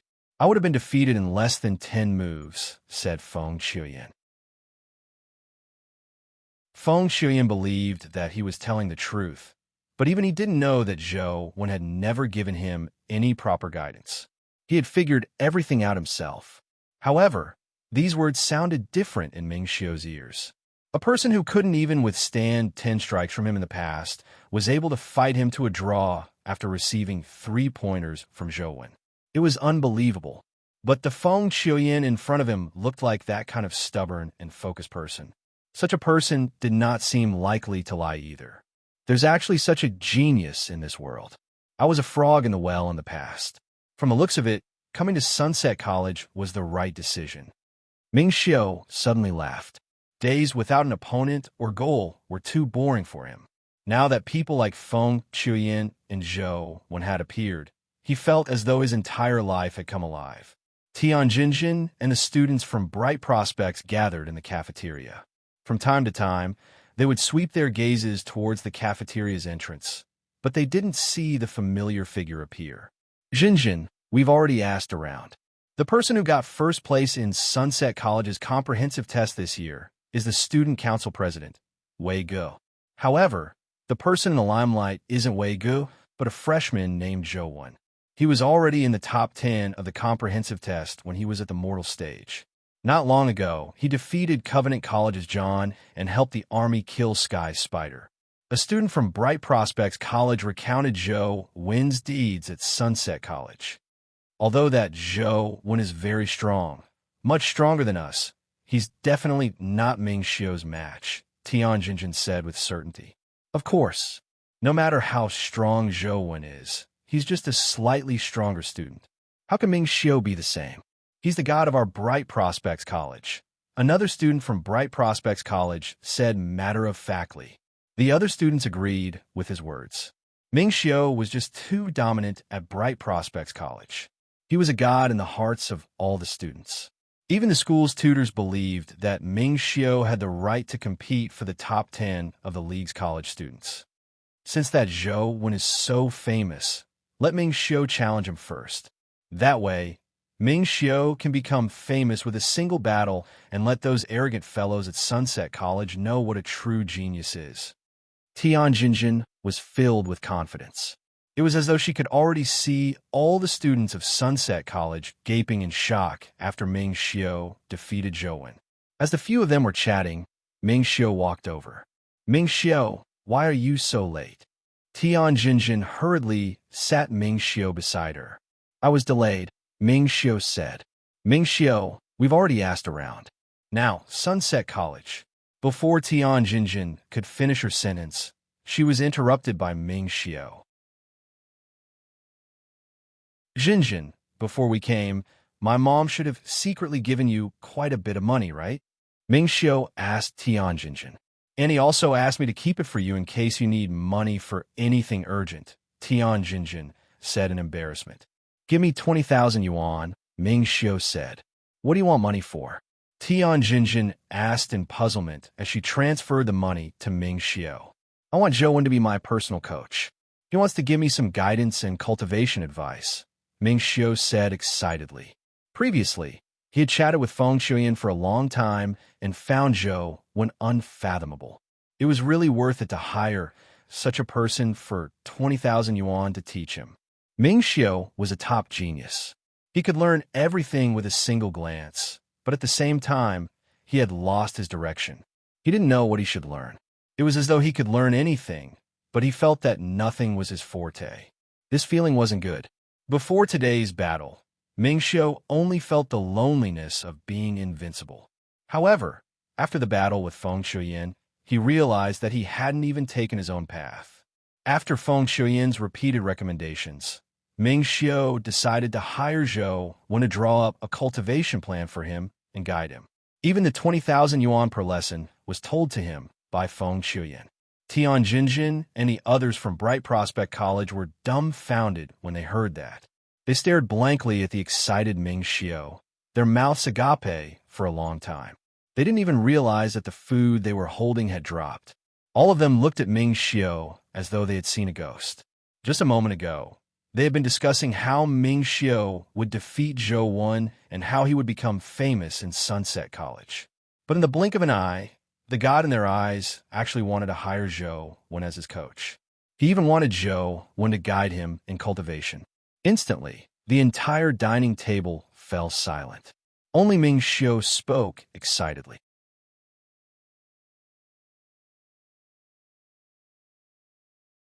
Chapter 314. Ming Xiu, are you having a fever? Tian Jinjin touched Ming Xiu's head and asked in puzzlement. Ming Xiu pushed Tian Jinjin's hand away. Of course not. Then why did you want to hire that Zhou Wen as your coach? Shouldn't you defeat him and make a name for yourself at Sunset College? Tian Jinjin said. I've already sparred with a student he taught, Ming Xiu said. Shouldn't your opponent be him? Why did you fight a student he taught? What was the outcome? Tian Jinjin asked 3 questions in a row. It was a draw. I didn't win despite using all my strength. That person's saber techniques are just too powerful, Ming Xiu said excitedly. Tian Jinjin and the students from Bright Prospects College were alarmed. Ming Xiu was such a powerful person, but he had only managed to tie with a student taught by Zhou Wen. This was unbelievable. From their point of view, Ming Xiu should be an invincible existence. How could he only tie with a student taught by Zhou Wen? Then, how strong was Zhou Wen? Ming Xiu continued. That student only attended 3 of Zhou Wen's private lessons. According to him, 2 to 3 months ago, his strength wasn't enough to take 10 strikes from me. What? Tian Jinjin and company felt their brains go haywire. To be able to fight Ming Xiu to a draw after just 3 private lessons, this sounded like a fairy tale to them. Ming Xiu, is what you said true? Tian Jinjin couldn't believe it. There's no mistake. A person like Feng Shuyan wouldn't lie at a glance. Furthermore, Zhou Wen is ranked last among his tutor's 4 students. He's the weakest, Ming Xiu added. Is this the famous Sunset College? What kind of monsters are they? Tian Jinjin and company were dumbfounded. In their eyes, the invincible study god Ming Xiu didn't seem that outstanding in Sunset College. However, Ming Xiu was very excited. I thought it would be a boring trip, but I never expected to come to the right place. Sunset College is indeed Sunset College. There are too many powerful students here. This feeling is great. In Wang Mingyuan's laboratory, only Zhou Wen and Zhong Zia were there. The 2 of them faced each other as they played cards. As for Zhou Wen, there were already several pieces of paper stuck to his face. Zhou Wen had originally come to ask Wang Mingyuan some questions regarding cultivation, but Wang Mingyuan hadn't returned from Dragon's Well. Therefore, Zhong Zia suggested that the 2 of them play cards since they were bored. Zhou Wen originally rejected it. Gaming was better than playing cards. However, Zhong Zia said that if Zhou Wen could beat him at cards, he would give him an epic movement technique crystal. Although Zhou Wen didn't know how to play cards, he felt that when it came to 2 people, it was 30% skill and 70% luck. Even if his skill wasn't good, he would definitely win as long as his luck was good enough. However, he never expected that Zhong Zia would play reverse with him. Once he made the wrong move, he would lose. The 3 slips of paper on Zhou Wen's face were all because he had made the wrong move. Zhou Wen had seen Zhong Zia and company play before, so he had a rough idea of how to play. However, watching was one thing, and playing it himself was another. It was easy for such cards to go astray and make the wrong move. Zhongzia played a real card, while Zhou Wen played a reverse. For example, if Zhou Wen played a 7, Zhongzia would need to play an 8 or above to beat him. However, Zhou Wen couldn't play a 9. Instead, he had to play a card smaller than an 8 to be considered a higher card than Zhongzia's 8. This was a very special way of playing. It was Zhou Wen's first time playing, and he played reverse the moment he started. As Zhongzia played cards, he spoke to him, making it easy for Zhou Wen to habitually play cards in a normal manner. He had lost 3 times because of this. It wasn't because his cards were bad. As Zhongzia played cards, he said with a smile, "Junior, it's not that easy to play reverse. When Jiang Yin first taught me and Hui Haifeng how to play, the two of us had quite a number of paper slips stuck to us. Just treat it as paying more tuition fees. I already know how to play." Again, Zhou Wen said, "You can play as many rounds as you want," Zhongzia said with a smile. The habits of human thought weren't that easy to change. After living for more than 10 years, he had always played reverse.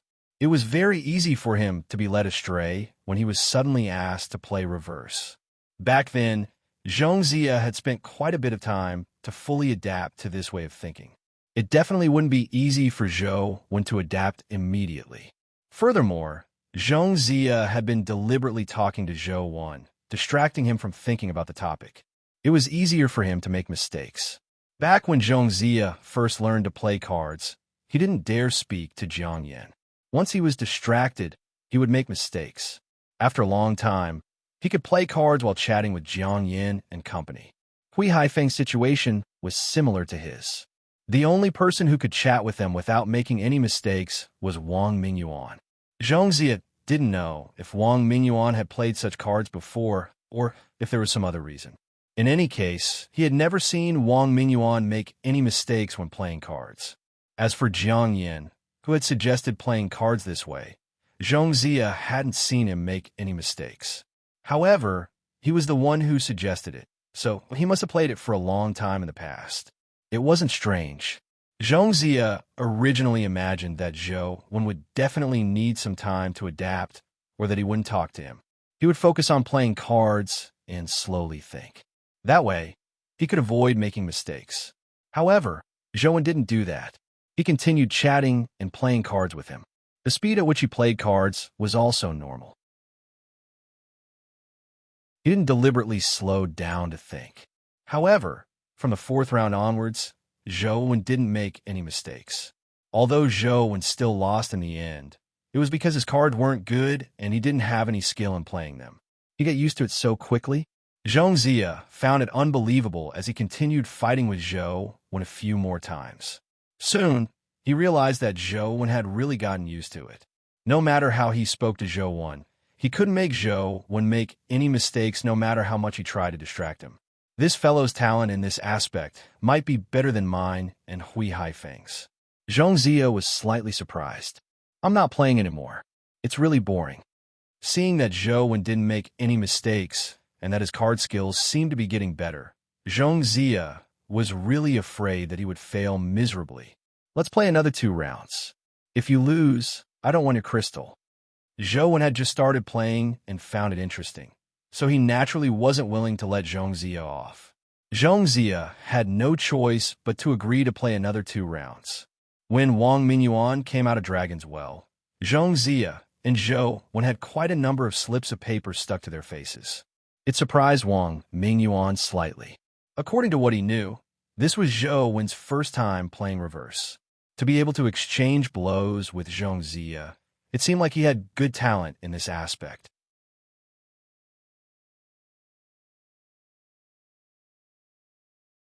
Chapter 315.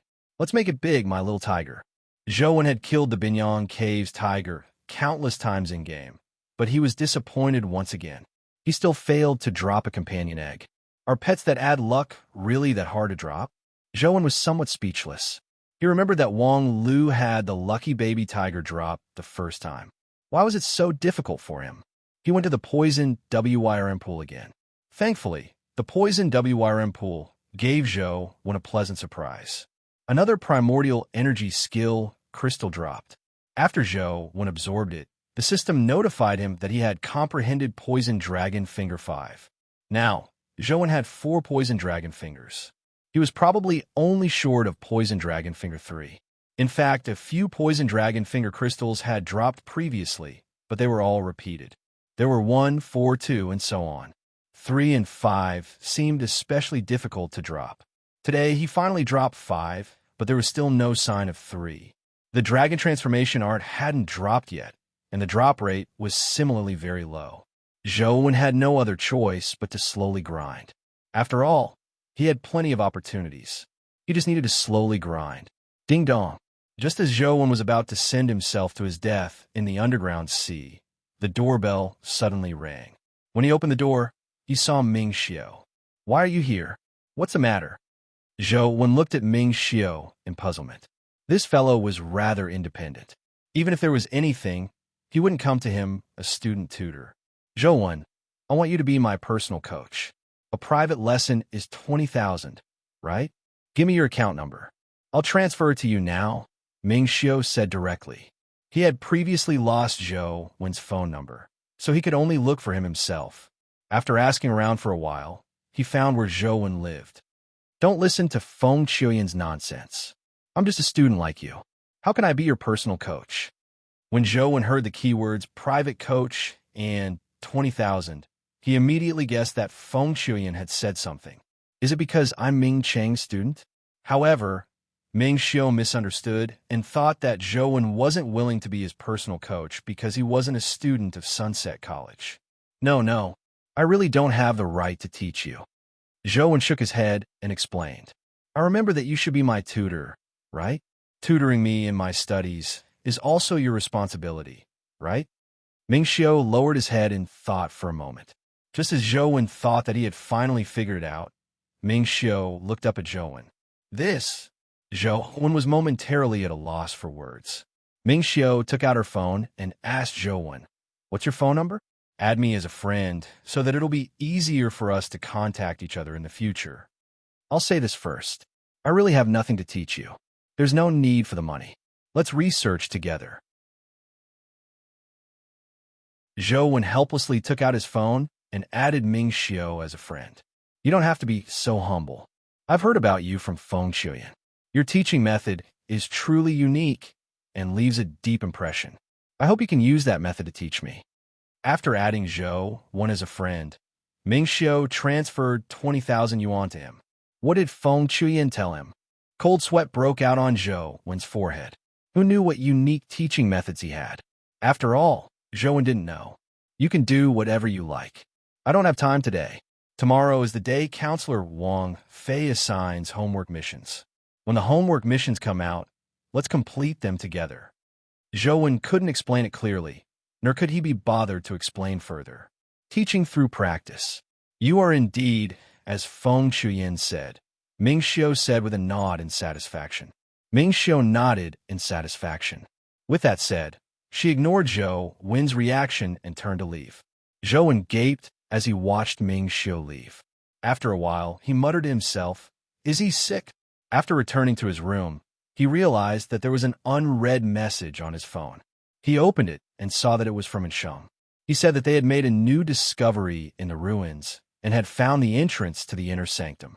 However, the situation in the inner sanctum was terrible. It was unknown if a few batches of people had survived after going down. Up to now, no one had walked out of the inner sanctum alive, and Sheng and company were trying their best to study the secrets of the inner sanctum, hoping to find old Mr. Ouyang as soon as possible. They would inform him if there was any news. Zhou sent Sheng a message, but Sheng didn't reply after waiting for a while. He didn't know if he had entered a region without signal or if he was too busy to reply. "I have to quickly think of a way to pass through the underground sea and head to the temple to take a look. It's better to use the blood-colored avatar to explore the inner sanctum than to sacrifice those warriors for nothing." Zhou was afraid that the former principal had already died in the inner sanctum. If that happened, what he was doing now would be meaningless. Early the next morning, Zhou received a message from the class chat group. It was a homework mission assigned by Wang Fei. Is it just killing a golden warrior? Zhou heaved a sigh of relief, when he saw how simple the homework mission was. Recently, he needed a lot of time to grind. He didn't have the mood or time to study anything else. It was best if he could easily complete the homework mission. "Coach, when are we doing the homework mission?" Just as Zhou was about to wash up, he received a message from Ming Xiao. The homework mission required him to be completed in 10 days. Zhou originally planned on doing it in a few days, but with the troublesome Ming Xiao around, it would be even more troublesome if Ming Xiao called him every day. Therefore, Zhou thought for a moment. He decided to complete the homework mission today to prevent Ming Xiao from looking for him again. He arranged a time with Ming Xiao to head to Myriad Buddha Cave. When Zhou arrived, he realized that Ming Xiao was already waiting for him. "Coach, what do you plan on teaching me today?" Ming Xiao asked. "I've already said that there's nothing I can teach you. Today is the homework mission, killing golden warriors," Zhou said as he walked. "Killing golden warriors?" Ming Xiao revealed a contemplative expression as though he was thinking about something. The golden warriors' defense was too high, and the drop rate was relatively low. Very few people came here. As for the other students who had received the homework mission to kill golden warriors, they were probably still studying the golden warriors' information. They would probably come here in a day or two. Therefore, when Zhou and Ming Xiao entered, there was no one alive in Myriad Buddha Cave. "Are you confident of killing a golden warrior?" Zhou turned to ask Ming Xiao. "Yes, I've already read the information on golden warriors.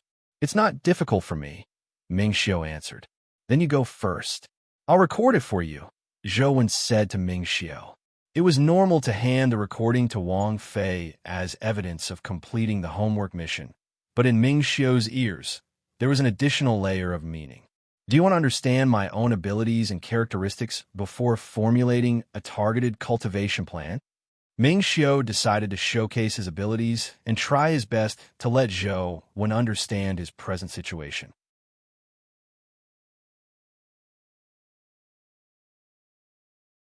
Chapter 316. The corners of Zhou eyes twitched as he watched Ming Xiao fight the Golden Warrior. Ming Xiao was indeed very powerful. In terms of combat skills, he wasn't inferior to Zhou. Furthermore, he was good at all kinds of techniques. It could be said that he was proficient in all 18 moves. However, no matter how strong he was, what was the point of ravaging a Golden Warrior? From a beginning to now, Ming Xiao had been fighting a Golden Warrior for more than an hour. He could have easily killed the Golden Warrior, but he would always raise his hand and land it gently. The Golden Warrior had suffered countless blows from him and was beaten miserably, but it still didn't die. Even Zhou couldn't stand it any longer. Although it was a dimensional creature, there was no need to torture it in such a manner. If you want to kill, kill. If you don't, scram. What's the point of torturing it for more than an hour? Sadist? Zhou didn't think as much as Ming Xiao.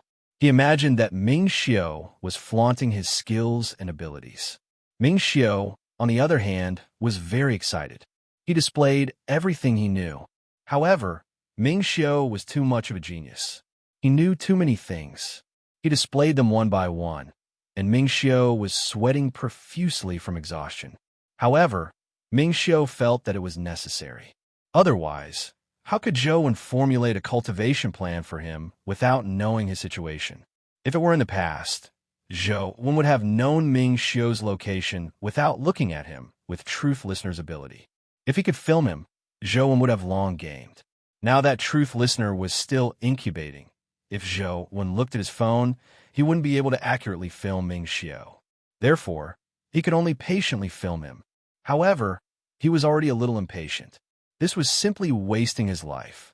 When Ming Xiao felt that he had shown enough, he finally killed the Golden Warrior. Even Zhou felt aggrieved for the Golden Warrior. "It's your turn to film me," Zhou said to Ming Xiao, who was wiping his sweat. "All right." Ming Xiao nodded and took out his phone to aim at Zhou before following behind him. Zhou was already anxious from waiting and had lost his patience. When he saw a Golden Warrior, he rushed forward and slashed it with his bamboo blade. He looked at Ming Xiao unhappily before turning to leave. "I can finally return to gaming," Zhou thought to himself. Ming Xiu looked pensive when he saw Zhou slay the Golden Warrior with one strike. What a clean saber technique, but there doesn't seem to be anything special. It's just that the saber is too sharp. Wait, it's definitely not that simple. Feng Shuyan once said that Zhou likes to infuse what he wants to say into his actions. Just now, he looked at me with such a strange gaze. He must be hinting at something. There must be some secret hidden in this strike. It's just that I haven't figured it out yet, Ming Xiu thought. That's all for today. I'll inform you the next time there's a homework mission, Zhou said to Ming Xiu after leaving Myriad Buddha Cave. Upon hearing Zhou words, Ming Xiu was even more certain that there was a secret to Zhou's strike. Otherwise, it was impossible for Zhou to not formulate a plan for him after giving him 20,000 yuan. Coach, don't worry. I'll definitely gain some insight before the next homework mission, Ming Xiu said. Zhou couldn't be bothered to waste his breath on him. He got Ming Xiu to return on his own while he went to Wang Mingyuan's laboratory. It was especially interesting to listen to Wang Mingyuan's lectures. Wang Mingyuan always talked about all sorts of nonsense, as though it was useless. It was as though he was telling a story or telling a joke. However, after listening to it, he would suddenly realize that a particular story Wang Mingyuan told seemed to be very similar to this matter. It made Zhou feel like he was dealing with such matters from a third party's point of view. He was no longer limited to the perspective of someone involved. Therefore, Zhou was very willing to listen to Wang Mingyuan's nonsense. However, Wang Mingyuan didn't have much time. Occasionally, he would lecture the four of them. Most of the time, he would assign them homework tasks. Now, Zhou's main job was to pull the chain that sank into Dragon's Well. Although Zhou's strength had improved significantly, pulling the chain was still very strenuous. The cold aura on the chain was just too powerful. It also indirectly indicated how terrifying the white dragon was. After Ming Xiu returned, he kept pondering over what Zhou's strike was trying to tell him. However, he couldn't figure out what special meaning such an ordinary strike had. This vexed him. After some thought, Ming Xiu began to suspect if Zhou was fooling him. When it was time to meet Feng Shuyan, Ming Xiu sparred with Feng Shuyan. After sparring, he told Feng Shuyan his doubts. Feng Shuyan frowned in thought when he heard that. Then, he told Ming Xiu with certainty, Coach's strike naturally has a deeper meaning. It's just that you can't see the situation clearly, so you didn't understand. You understand the meaning of that strike? Ming Xiu's eyes lit up as he asked Feng Shuyan. Of course. The more I think about it, the more I feel that Coach's strike is too brilliant. It's just too exciting. Only someone as understanding as Coach can come up with such a brilliant method to remind you, Feng Shuyan said to Ming Xiu in all seriousness. He was just short of smacking his thigh and saying that Coach was brilliant. Why don't you tell me what he wanted to remind me with that slash? Ming Xiu clearly didn't have Feng Shuyan's strong imagination.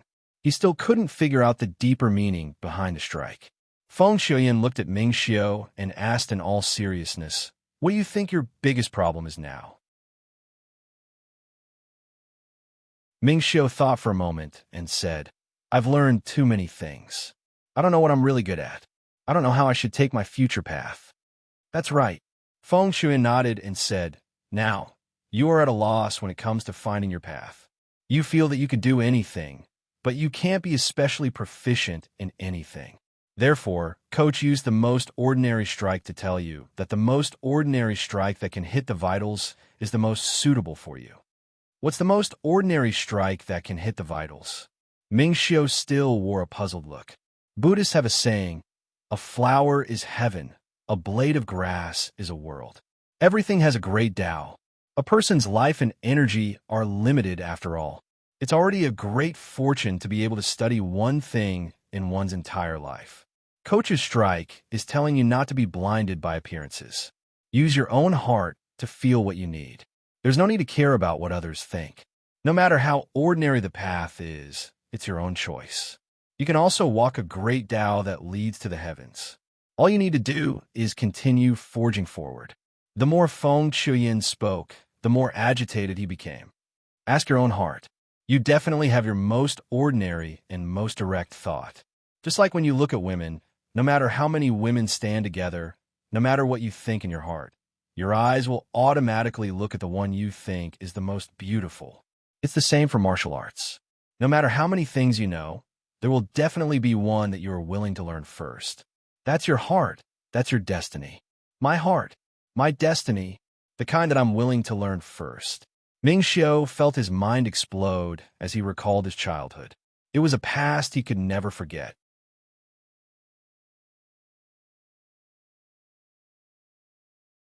Chapter 317. When Ming Xiu was young, a breakout creature had attacked the place they lived. It was his father who had risked his life to kill the breakout creature and protect the young Ming Xiu. In the young Ming Xiu's heart, his father was the greatest person in the world. His swordsmanship was also the strongest in the world. When he grew up, he would definitely learn his father's swordsmanship and become someone like his father. However, when he really grew up, too many people told him that his father's sword techniques were too ordinary and that there was no value in learning them. There was no possibility of him reaching the pinnacle and that it wasn't compatible with a genius like him. He should learn a stronger sword technique. Ming Xiu didn't believe it, so he still learned his father's sword techniques. However, the truth was just as those people said. His father's sword techniques were only very strong when he was young. But in fact, they were far inferior to the sword techniques of those sword experts. Ming Xiu easily learned them, and they were indeed not strong. Although he knew that it was a fact that his father's sword techniques weren't strong, Ming Xiu always felt a little regretful. He had always had a unique feeling about his father's sword techniques. Even though the sword techniques were far inferior to the top sword techniques in the world, Ming Xiu had never forgotten them. However, he subconsciously didn't use them. There was an indescribable feeling deep in his heart. Today, Feng Shuyan's words touched the deepest feelings in Ming Xiu's heart, making his brain feel like it had been struck by lightning. That's right. Why should I give up? So what if father's sword techniques are ordinary? In my heart, it's the strongest sword technique in the world. If it's not strong enough to be acknowledged by the world, I'll practice it desperately and make it the strongest sword technique in the world. I'll make everyone acknowledge it as the strongest sword technique in the world. Ming Xiu's heart burned with a raging fire. Feng Shuyan, you're too impressive. Thank you. I understand. Ming Xiu hugged Feng Shuyan excitedly, wishing he could lift him up and throw him into the sky.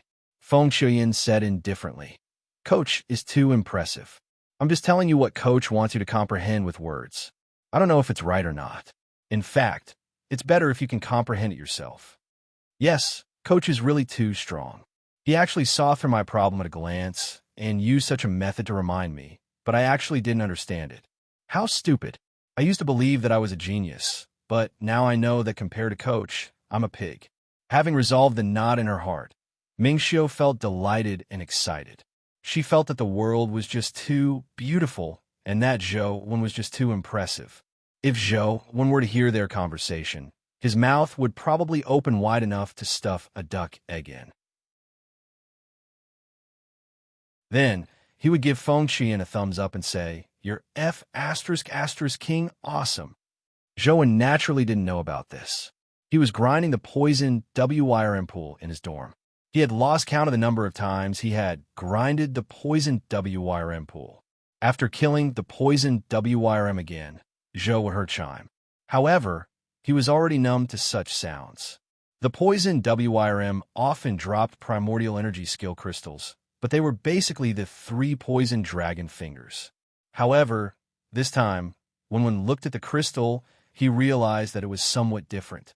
In the past, the poison WRM shadows and the poison WRM crystals were black, but this one was red. It was as though the poison WYRM had been skinned. It looked extremely strange. Zhou Wen hurriedly controlled the blood-colored avatar to pick up the poison WYRM crystal and absorb it. A numbing and itchy force flowed out of the phone and surged into Zhou Wen's body. It made him feel extremely itchy beneath his skin, as though he was about to shed his skin. Of course, this was just an illusion. Zhou Wen didn't shed his skin. After the feeling completely vanished, a notification popped up in-game. Absorb poison WYRM crystal. Attained epic primordial energy skill. Dragon transformation art, rank 7. Although it wasn't the strongest rank 9, rank 7 was already rather high. In fact, Zhou was already rather satisfied as long as he could grind for the dragon transformation art. It was just too difficult to drop. I finally have the dragon transformation art. Zhou was overjoyed as he felt the information surging into his brain from the dragon transformation art. He digested the various information. Coincidentally, there was water everywhere in Pool City. Zhou tested it in the water and immediately felt the difference. In the past, he felt that water was just water. When he moved in it, he needed to overcome powerful resistance. But now, Zhou felt somewhat different when he entered the water. It was as though the water was pushing his body, allowing him to swim in the water. It was many times easier and faster. The dragon transformation art is really good stuff. Only then did Zhou realize that instead of calling the dragon transformation art a movement technique, it was more like a technique that allowed one to sense the characteristics of water. It allowed Zhou to use the power of water in a reasonable manner and not fight it head-on. With the dragon transformation art, this was only the beginning. With it, Zhou's speed in the water was much faster.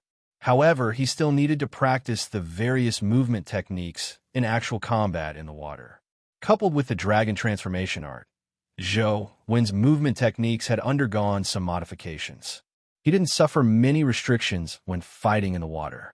After familiarizing himself with the benefits of the dragon transformation art, Zhou eagerly headed for the underground sea. He wanted to see if he could pass through the Black Dragon's protection and obtain the Dragon Pearl. When he arrived at the underground sea again, Zhou followed his old method. He first lured the 9 dragons over in the air before using the white shadow of poison as bait to attract their attention. He then used ghost steps to instantly rush into the sea. The moment he entered the seawater, Zhou felt somewhat different from before. It was as though the surrounding seawater was flowing happily around him. With a gentle stroke, Zhou's figure had already rushed more than 10 meters away.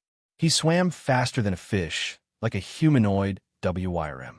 The dragon transformation art wasn't a movement technique, but a transformation technique for WYRMs to transform into dragons. In this process, with WYRMs being water spirit beasts, after transforming into dragons, they were the kings of the water. Therefore, the dragon transformation art could allow one to sense the water elements and obtain the help of the water elements. It could indeed greatly increase one's speed in the water.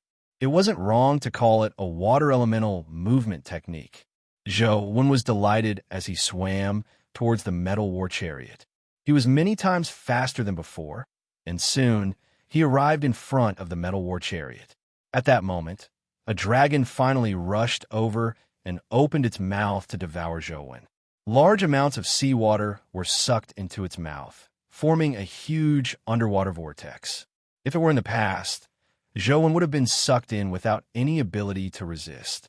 However, this time, Zhou followed the vortex's force and rushed out of it, rushing to the bottom of the war chariot. The metal war chariot was right in front of him. This was the first time Zhou was so close to the metal war chariot after dying so many times. However, he was below the metal war chariot, and the dragon pearl was on the top of the war chariot. Zhou stuck to the bottom of the war chariot to avoid the black dragon's line of sight. At the same time, he swam to the back of the war chariot, hoping to flip onto the roof from the back.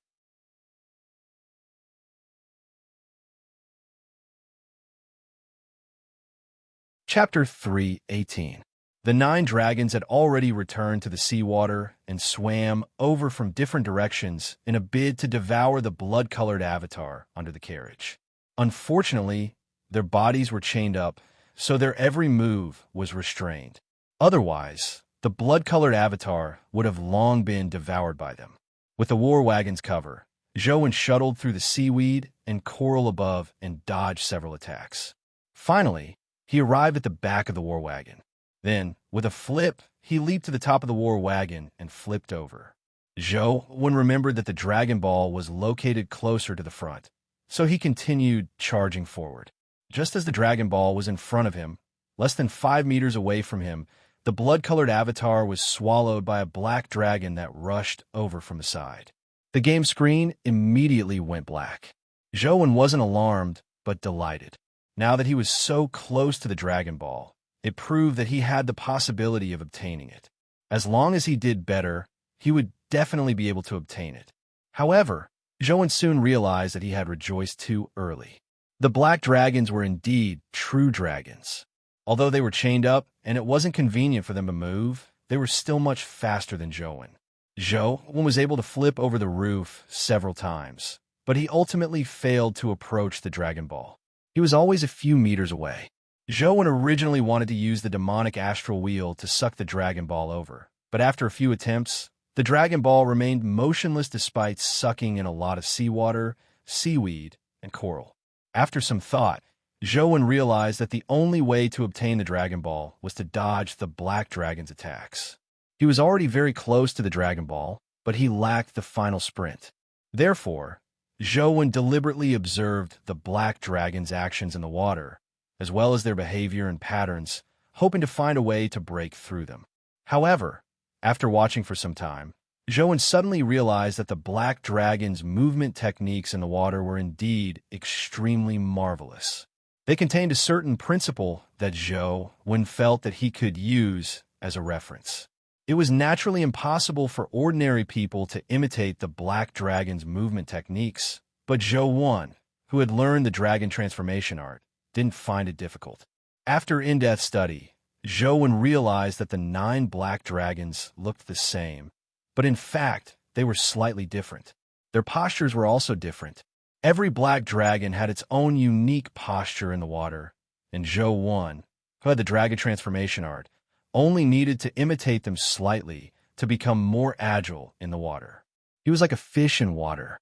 The more Zhou studied them, the more he found the black dragon's stances marvelous. He organized the 9 black dragon stances and felt that they could form a set of movement techniques. The more he studied the black dragon's posture, the closer Zhou was to the dragon pearl.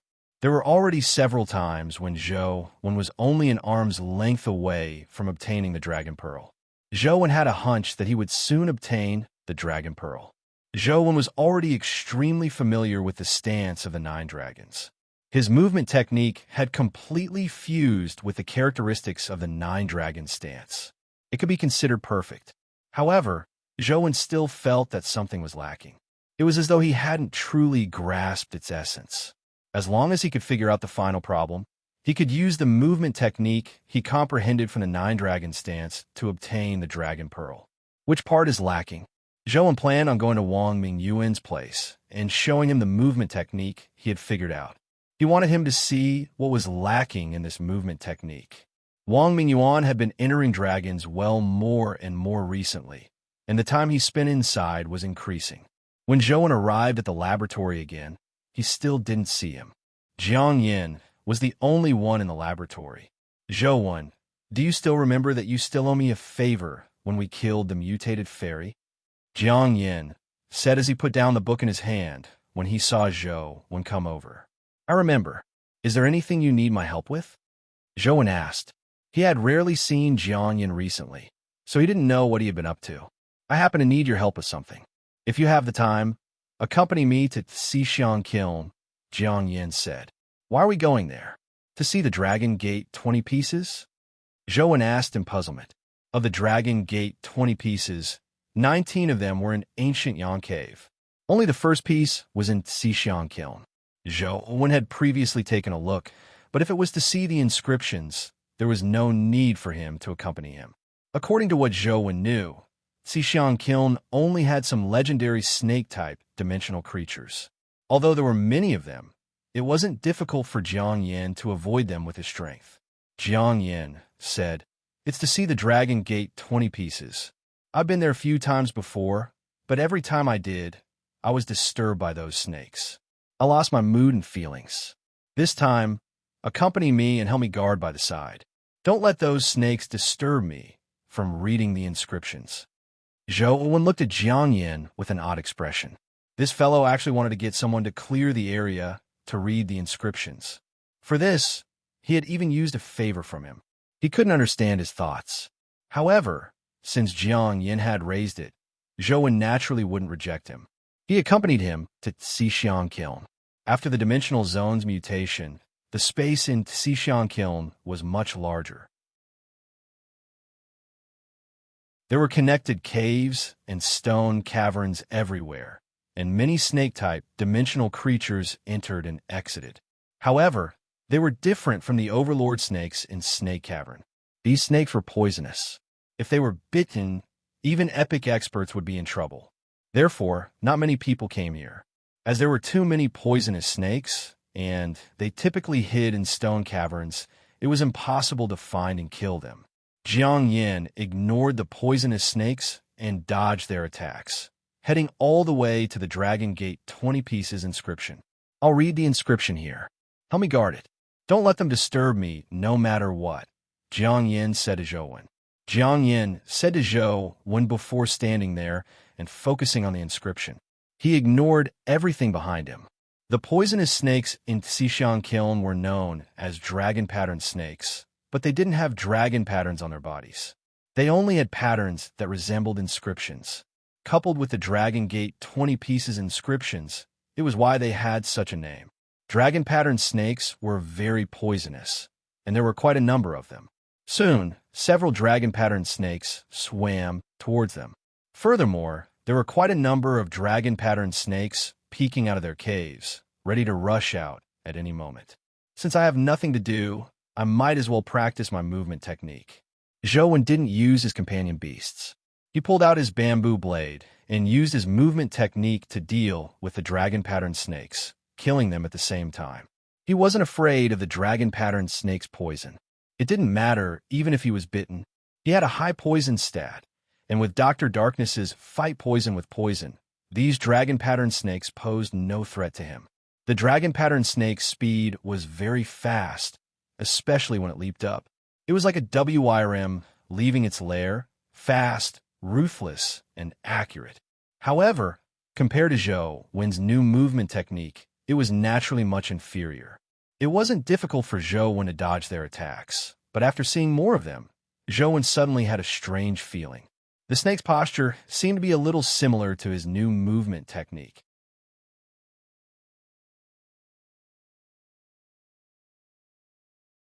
Chapter 319.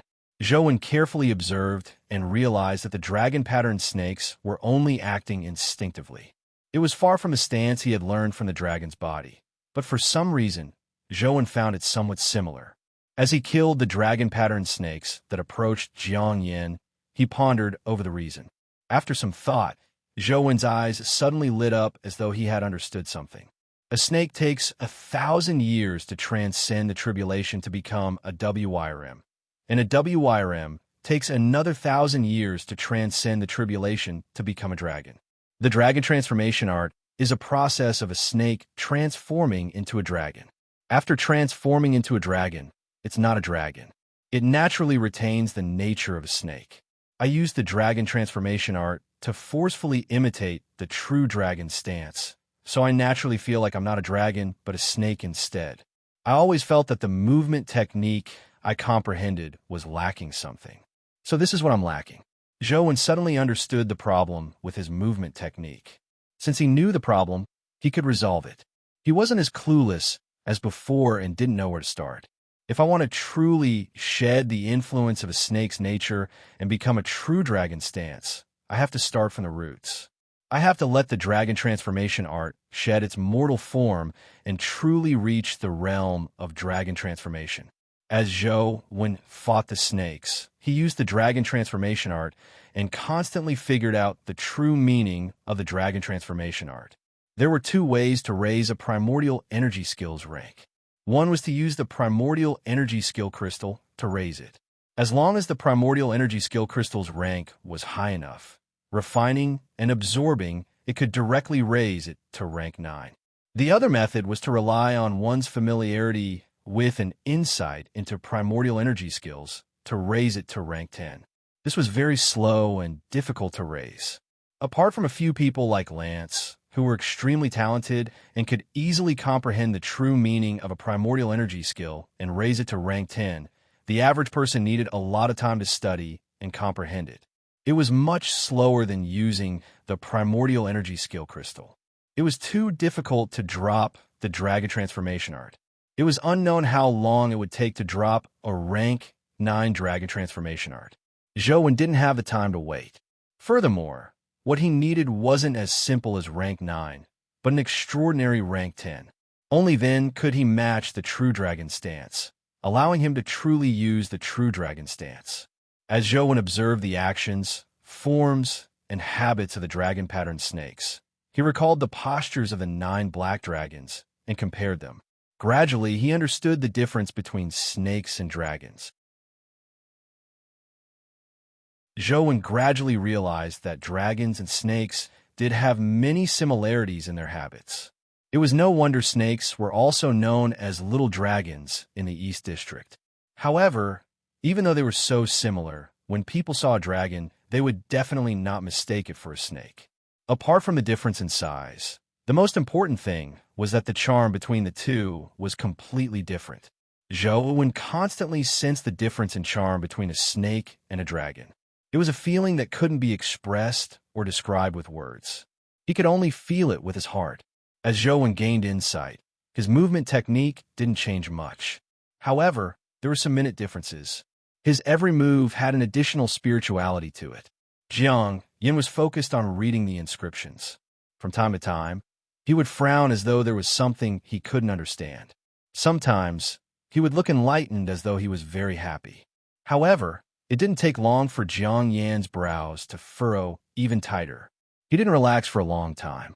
As Jiang Yan read the inscription, he muttered to himself, "Dragon Gate 20 pieces, a representative work of calligraphy from the Northern Wei dynasty. It's a typical Wei dynasty style. The brush reveals its edge, and if it wishes to be horizontal, it will first be vertical. If it wishes to be vertical, it will first be horizontal. It's square and sharp, like the edge of a blade, but it's not as square as regular script. The Wei tablet style has Han script at the top and Tang script at the bottom. Its charm is the most difficult to grasp. If it's written too thick, it will become regular script. If it's written too thin, it will become clerical script. It's just too difficult to use the Dragon Gate 20 pieces to gain enlightenment and turn it into a technique. If the charm is lacking, it won't have that feeling." Jiang Yin racked his brains, but he couldn't accurately grasp the charm. Feeling a little restless, Jiang Yin knew that he couldn't continue. Otherwise, he wouldn't be able to reach the purest realm even if he gained some insight when reading the inscriptions with an impetuous attitude. Retracting his gaze, Jiang Yin planned on resting for a while. When he completely calmed down, he would read the inscriptions. If he couldn't calm down, there was no harm in coming another day. He turned around and sat down on a rock beside him. He took out the small teapot and teacup he had brought with him. There was even a small copper charcoal stove. He lit the charcoal stove, heated the water, and brewed 2 cups of tea. Just as he was about to call Zhou over to drink with him, his gaze landed on Zhou, and he couldn't look away. He even forgot to retract his hand that was pouring the tea. The water in the teapot had already submerged the teacup and flowed out, but Jiang Yin didn't notice it at all. All he did was stare intently at Zhou, who was fighting the dragon-patterned snake. Instead of saying that Zhou was fighting the dragon-patterned snake, it was more like he was dancing alone. His movement technique was bold and magnificent, with an indescribable charm. As Jiang Yin watched, he suddenly threw down the small teapot in his hand and ran to a stone wall. He extended his finger and swiped at the stone wall. His finger was like a blade as it tore through the stone wall and wrote one word after another on it. The words looked like Wei Bei script, but they were somewhat different. Every stroke was like a blade, but it didn't appear too sharp. It was fair and unrestrained. A snake travels for 1,000 years. A WIRM hides for 10,000 years. When the true self emerges from the heavens, it will wash the clear skies and transform into an azure dragon. When Jiang Yin finished writing the word dragon, Zhou happened to let out a long roar. His figure tore through the sky like a true dragon ascending to the heavens. His entire body seemed to have undergone a certain transformation. The surrounding dragon-patterned snakes retreated as though they were trembling.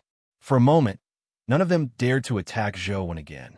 Although he didn't look at the information in-game, Zhou was very certain that his dragon transformation art had broken through to rank 10. That feeling couldn't be explained with words. "Junior, thanks to you, I managed to figure out something today," Jiang Yin said with a smile. Zhou turned his head and saw the words Jiang Yin had engraved on the wall. Although he didn't understand calligraphy, he realized that there was a familiar feeling in the words. After careful thought, he understood that the words actually contained the movement technique concept he had just comprehended. These words, Zhou looked at the words and asked with an odd expression, "This is what I wrote after observing your movement technique and combining it with the words of the Dragon Gate 20 pieces. It's rather interesting. In the future, I'll use this as a foundation and combine it with the Dragon Gate 20 pieces to research a technique. Half of this is due to you. I'll let you name it," Jiang Yin said. "I don't know how to name it. It's best you name it." Zhou shook his head. "The Dragon Gate 20 pieces has the word dragon to begin with. Your movement technique has the form of a dragon, so you naturally have to have the word dragon.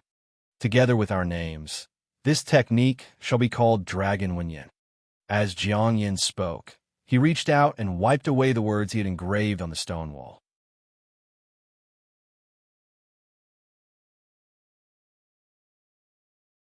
Chapter 320. "What are you doing? Why are you erasing the words?" Zhou hurriedly pulled Jiang Yin's hand, finding it a pity. "Although this is the best word I've written so far, it will restrict my past. I only seek the future and not the past, so I won't keep this word," Jiang Yin said. "It's best not to erase it. I still want to see it. Let's keep it for now." Zhou felt that the concept in the word was too similar to what he had comprehended, but it was also somewhat different. Therefore, Zhou really wanted to see the differences. If you want to see it, keep it for now. However, after you finish reading it, it's best to erase it. It's not a good thing to leave words on the same wall as the ancients. Jiang Yin paused and said, "After the Dragon Wenyin is completed, I'll send you a copy. You could take your time reading it." "All right." Zhou looked at the words on the stone wall. The first two lines had been erased by Jiang Yin, leaving only the words, "When my true self appears, I shall cleanse the clear skies and transform into an azure dragon." After leaving Old Dragon Cave and returning to his dorm, Zhou eagerly switched on his phone and entered the Zhuolu instance dungeon. This time, Zhou wasn't in the mood to bother with the dimensional creatures. He sat on White Shadow of Poison and flew all the way to the underground sea. He wanted to see if he could obtain the Dragon Pearl with his current movement technique. In the blood-colored avatar's information column, not only had the Dragon Transformation art advanced to rank 10, but even its name had changed. It had changed from Dragon Transformation art to Nine Dragons art. Clearly, Zhou had obtained the recognition of the phone system after fusing the 9 dragons with the Dragon Transformation art. I should be able to obtain that Dragon Pearl with the rank 10 Nine Dragons art, right? It wasn't easy for Zhou to storm his way to the underground sea and arrive at the sea. Soon, the waves surged as black dragons tore through the waves and extended their heads to devour White Shadow of Poison and Zhou. Zhou leaped up like a trapped dragon entering the sea. In an instant, he swam hundreds of feet away. It didn't feel like he was swimming, but rather like the seawater was pushing him forward. His speed was much faster than before. He flipped into the car and did it in one go. The black dragons didn't even have the time to stop him. Zhou was already on the roof of the strange car. He didn't need to hide under the car to avoid the 9 dragons' attacks like before. At that moment, the 9 black dragons finally charged back. All of them roared as they attempted to devour Zhou. However, Zhou felt very special today. It was as though he was mentally connected to the 9 dragons. He could predict their every move and easily dodge them. Zhou knew that this wasn't because he could really communicate with them telepathically. It was only because he had figured out the 9 dragon stances that he knew their postures like the back of his hand. Therefore, He could know what they wanted to do next. With a change in his movement technique, not only did the seawater not become Zhou-Wen's resistance, but it also helped him. After dodging a round of attacks from the 9 black dragons, Zhou-Wen finally rushed to the dragon pearl for the first time and grabbed it with one hand. Zhou-Wen was excited. He had finally obtained the dragon pearl. He felt that it was extremely heavy in his hand, and the 9 black dragons' second round of attacks had already returned. Without any further thought, he pulled with all his might, hoping to take the dragon pearl away. The dragon pearl was indeed pulled up by the blood-colored avatar, but after pulling it more than a meter away, it couldn't be pulled any further. Zhou-Wen was surprised to discover that there was a thin thread connected to the bottom of the dragon pearl. It was like a strand of hair and transparent. If one didn't look carefully, they wouldn't be able to see it in the water. Zhou-Wen's expression changed slightly as he suddenly realized that something was amiss. He tugged a few more times, but the thin thread was extremely sturdy. With the blood-colored avatar strength, he couldn't tear it apart. Gotcha! At that moment, he suddenly heard a strange sound coming from the war wagon.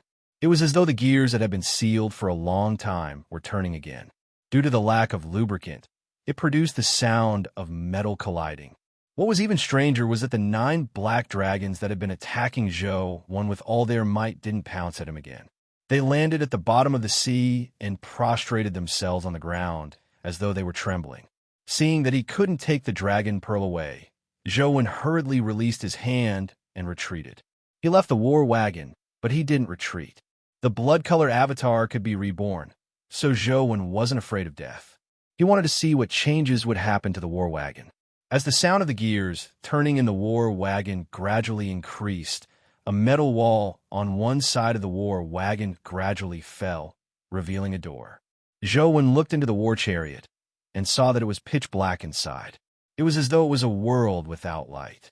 Any light that reached there seemed to be severed, preventing it from shining in. Even his gaze was the same. Bam! Bam! As Zhou-Wen was peeking at the situation inside the war wagon, he heard continuous sounds of metal fracturing. The black metal chains that bound the black dragons broke one by one, allowing the 9 black dragons to regain their freedom. The 9 black dragons were immediately overjoyed as they excitedly soared into the sky. Instantly, they tore out of the sea and soared into the sky at an unbelievable speed.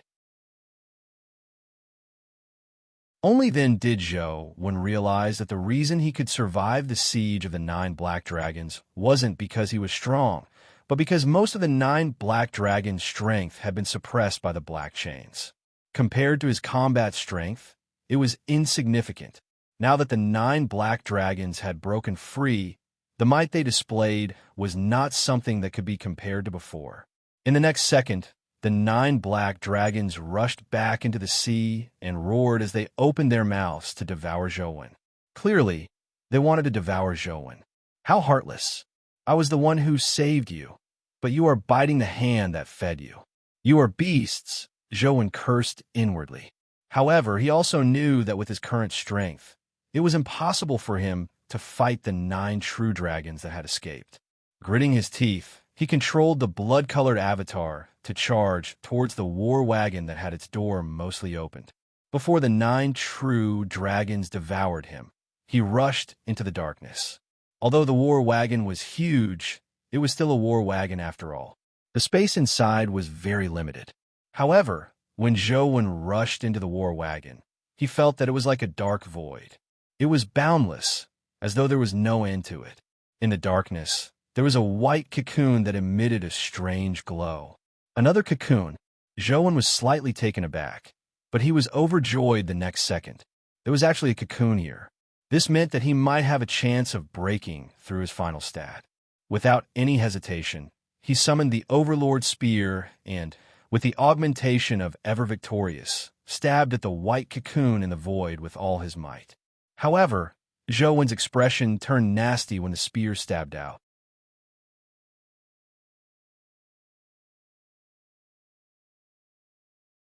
Chapter 3:21. It looked like the white cocoon wasn't far away, but when he stabbed out with his spear, it was as though he was separated by mountains and rivers. The spear tip couldn't touch the white cocoon no matter what. With ghost steps, he instantly traversed a distance of 100 meters. However, the distance between the spear tip and the white cocoon didn't decrease at all.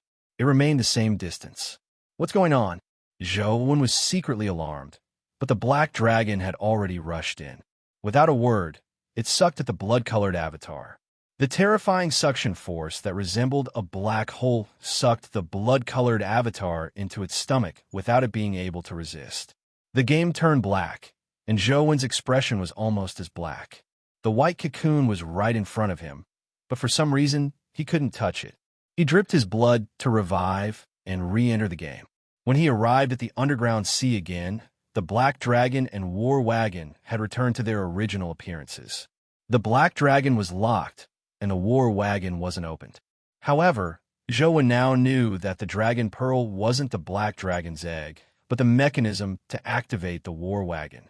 He tried again, and the blood-colored avatar rushed into the War Wagon again, but it still couldn't touch the white cocoon. It looked right in front of him, but it was so far away. Zhou used all sorts of powers and companion beasts, but he still couldn't touch the white cocoon. Momentarily, he couldn't think of a way to pierce through the white cocoon and obtain the blood of the creature inside. However, now that Zhou could cross the underground sea, he planned on heading to the temple to take a look. The white cocoon in the War Wagon definitely couldn't be touched with brute force, so Zhou didn't waste his blood. He had to figure out what kind of power the white cocoon had before he could crack it. When the 9 black dragons were chained, they couldn't catch up to Zhou. After Zhou rushed through the underground sea, he passed through the mountainous region and arrived at the spot where the longevity tree was. He wanted to see what the longevity tree was like in-game. However, when he arrived at the stone palace where the longevity tree was, he realized that there was no longevity tree. The back hall was empty except for a stone drum. There's no longevity tree? What's going on? Zhou was alarmed. If the game was different from reality, Zhou would have to be even more careful when entering dimensional zones in the future. Even with the game guide, he couldn't randomly enter dimensional zones. Otherwise, it would be easy for something to happen. However, this was the first time Zhou had encountered a situation where the game was different from reality. However, Zhou also thought of a possibility. If the longevity tree wasn't something that existed in the dimensional zone, it made sense that it didn't exist in-game. Zhou was momentarily unable to determine the reason. It was only a guess. He originally wanted to get a longevity fruit in the game, but now he could only give up on that idea. After circling around the stone temple and passing through the cave beneath the fault, Zhou followed the map and Sheng had given him and arrived at the temple on the other side. It was the same as the one he had seen before. There wasn't much difference. There were 2 stone statues in front of the temple's door. Just like the stone statues at the entrance of the ruins, Zhou turned the stone statues and the door opened. Due to the detailed method and Sheng and company used to enter the temple, the blood-colored avatar quickly arrived at the innermost layer of the temple. There were no dimensional creatures in the temple, only some special mechanisms. As long as one didn't trigger them, there wouldn't be any danger.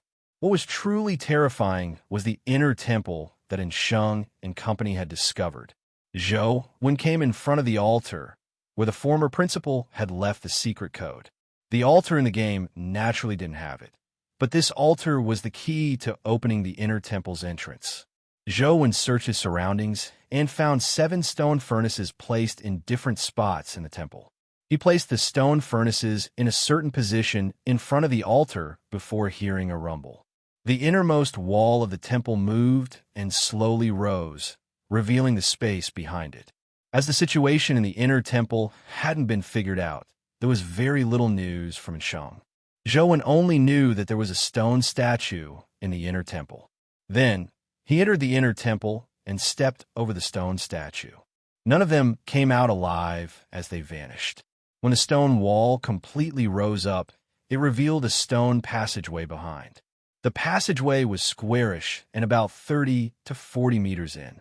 When the passageway came to an end, it split into 2 paths that led left and right.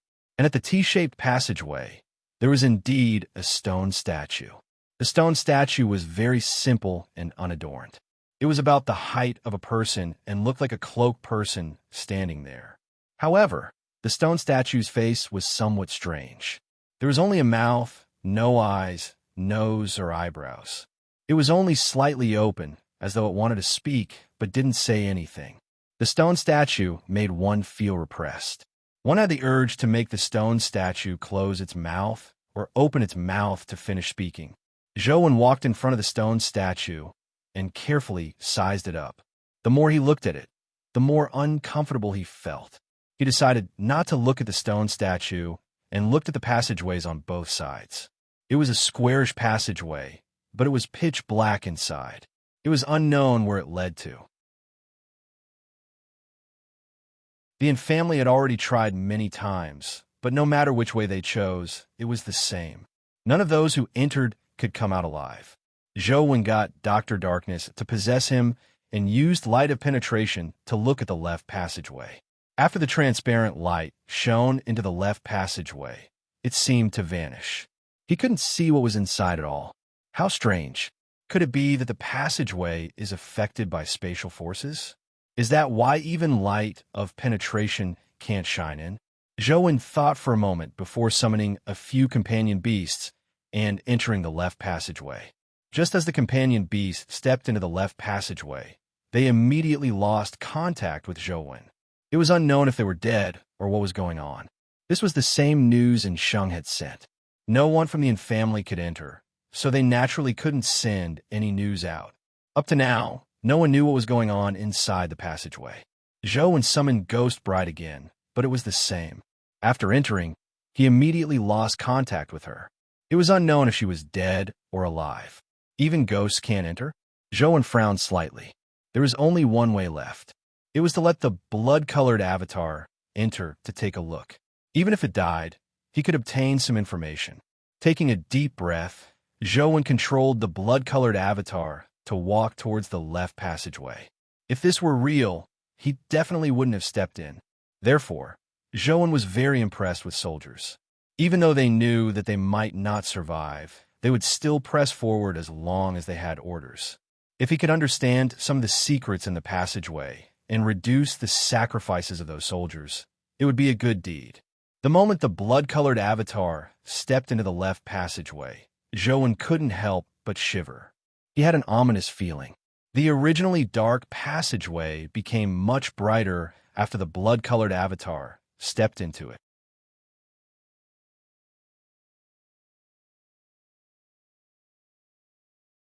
Chapter 3:22.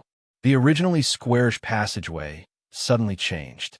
At this moment, the passageway had become oval and the passageway had become curved. There were many sharp crystals on the stone walls that emitted a faint glow. Rows of them looked like sharp teeth. When he looked back, he realized that the T-junction and the stone statue were gone. It was also a circular passageway with many sharp crystals. He couldn't see the end at a glance. It was unknown where Ghost Bride had floated over from. She was actually beside Zhou, but the other companion beasts were gone. Just as Zhou was feeling puzzled, he suddenly felt the passageway tremble violently. No, it shouldn't be described as trembling. The entire passageway was shrinking. Furthermore, the inner walls of the passageway were spinning. Due to the spinning, the sharp crystals turned into terrifying weapons that resembled cutting machines. As the passageway shrank, the space that the blood-colored avatar could stand and decreased. Zhou hurriedly summoned the Overlord Spear, hoping to stab a huge hole in the shrinking passageway. However, when the Overlord Spear stabbed out, it failed to pierce through the stone wall. It was unknown how thick the stone wall was. The spinning stone wall made Zhou unable to hold the Overlord Spear as he was swept up. In midair, Zhou summoned the banana fan again. The grandine wind blew into the passageway, but it wasn't of much use. The strong wind blew along the passageway for an unknown distance, but it didn't touch anything. As for the passageway, it became tighter and tighter before completely closing. The blood-colored avatar was also strangled as the game screen went black. Zhou's expression turned nasty. If the former principal and company had encountered the same situation after entering the passageway, their chances of survival were almost zero. Ghost Bride, who only has a ghost body, wasn't strangled by the strange passageway. However, after Ghost Bride entered the passageway, she lost contact with me. It's useless even if she can survive inside. Joan thought for a moment before activating the Zhuolu instance dungeon again. He wanted to see what would happen to the right passageway.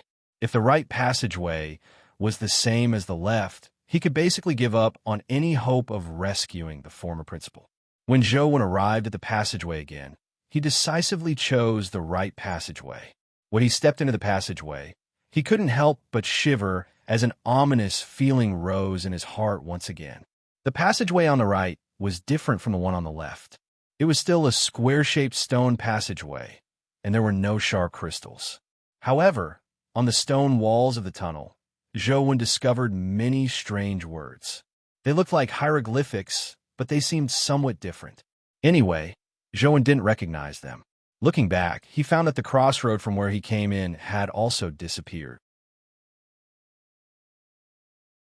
Joan felt a little more at ease. Although he found it ominous, there wasn't any fatal danger.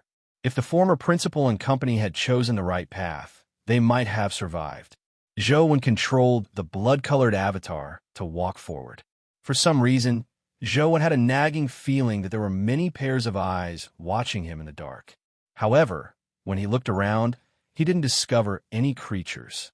As he walked, he felt that something was amiss. The feeling of being watched intensified. Is it those words?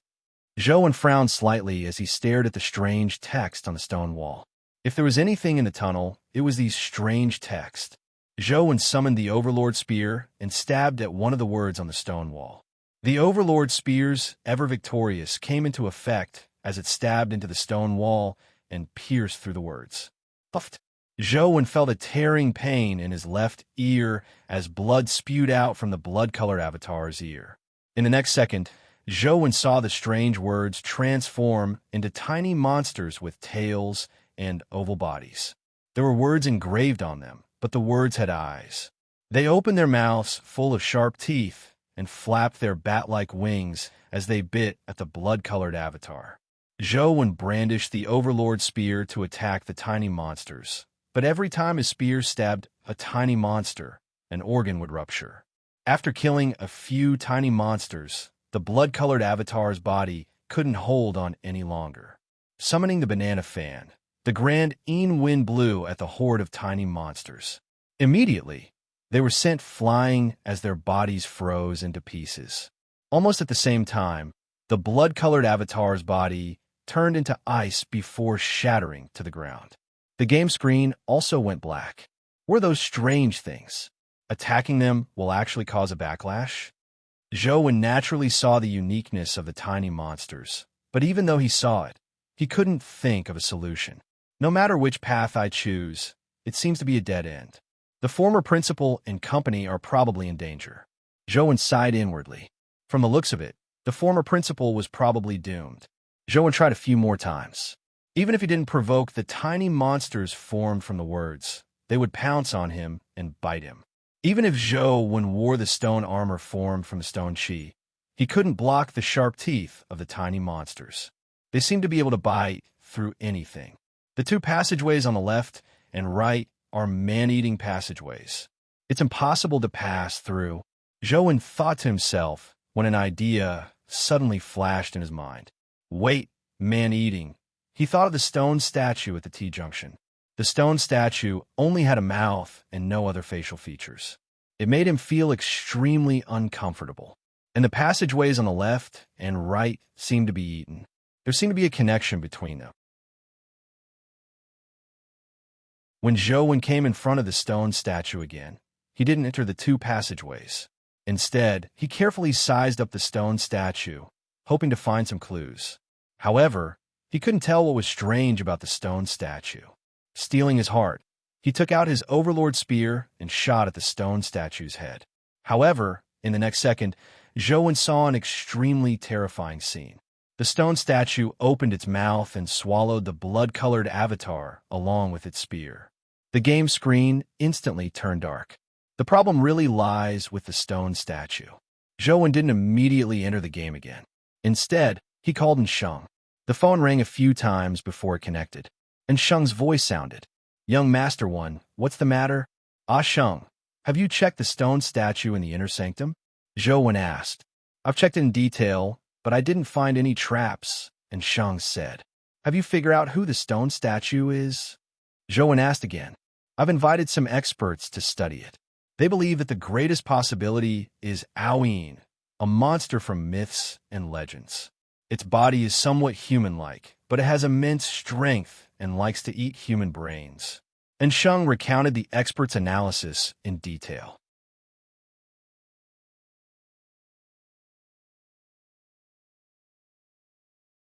Chapter 323. Ah Sheng, after some thought, the problem might be with the Aoyin stone statue. Get someone to carefully inspect the stone statue, but you have to be careful.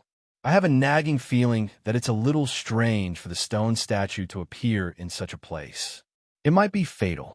Zhou couldn't explain what he had discovered in-game, so he could only tactfully tell Sheng. "All right, I'll get someone to check the stone statue again," and Sheng replied seriously. After hanging up, Zhou entered the game again and continued attacking the stone statue in-game. This time, Zhou was obedient. He stayed far away from the stone statue and blew a gust of grand wind over. When the tying wind hit the statue actually opened its mouth and swallowed the tying wind. The terrifying tying wind was like a bottomless pit. It was swallowed by the statue. Even the grand wind is useless? Zhou frowned slightly. He knew that it was probably impossible to deal with the Aoyin stone statue with brute force. He had to think of a solution. I remember that in the ghost stories Grandpa told me when I was young, there were many stories about sacrificing ghosts and deities. In ancient times, humans believed in the existence of ghosts and gods, so there were often rituals to worship ghosts and gods. Some ignorant and evil people would even use living people as sacrifices to the ghosts and gods. Could it be that the Aoyin statue is placed there? Do we need to offer sacrifices to it? Although Zhou felt that this idea was a little ridiculous, he had no other choice. He could only give it a try. Zhou didn't have the conditions to sacrifice a living person to the stone statue. Even if he had the conditions, he wouldn't do it. Therefore, after some thought, Zhou caught 2 poison bats and brought them to the Aoyin stone statue. He offered them to Aoyin as an offering. However, when Zhou sent the 2 poison bats to the stone statue's mouth, the stone statue didn't react. Do I really need to use living people? Zhou thought for a moment before smashing the poison bat's head and sending it to the stone statue. This time, the stone statue reacted. It opened its mouth and sucked, swallowing the 2 poison bats that had their heads smashed open. After swallowing the poison bat, Zhou felt that the passageways on both sides seemed to have changed, but he couldn't tell what was different. Zhou hurriedly ran towards the left passageway. After stepping into the passageway, he found that it was still a square stone passageway. It had not become circular, and there were no sharp crystals. He could not help but feel happy and quickly rushed into the passageway. The passageway wasn't long. It was only about 100 meters long. Soon, Zhou reached the end and discovered a stone door. When he pushed it open, there was a palace inside. Before Zhou could carefully size up the palace, a terrifying dimensional creature pounced at him. Zhou only had time to see its shadow before the blood-colored avatar was smacked to death. Zhou saw that it was a monster that looked like a tiger or wolf with 2 tails on its back. Its body emitted black flames. Even with his ghost steps, he failed to dodge the monster's attack. Even if it wasn't at the mythical stage, it wasn't far from it. Zhou refused to give up. He came in front of the stone statue again and sacrificed 2 poison bats to Aoyin. Then, he turned to the right passageway. Indeed, the right passageway had become safe. There were no strange text monsters. At the end of the right passageway was another palace. Just as Zhou opened the door, he saw a gigantic snake standing with its head held high. It spat out a mouthful of black smoke at the blood-colored avatar. Zhou hurriedly summoned the remaining purple air bell and sucked in the black smoke. Then, He shook the bell and spat the black smoke at the strange snake. The black smoke that was like a tidal wave instantly drowned the strange snake's massive body. The strange snake opened its mouth and sucked in the black smoke. It didn't cause it any damage. Then, Zhou saw black gas rise from the strange snake's body as though an ancient demon god was enveloping it. Zhou cursed inwardly. Just as he turned around to escape, the snake's eyes turned into mirrors that reflected the blood-colored avatar's figure. The blood-colored avatar didn't run for long before it collapsed to the ground and died.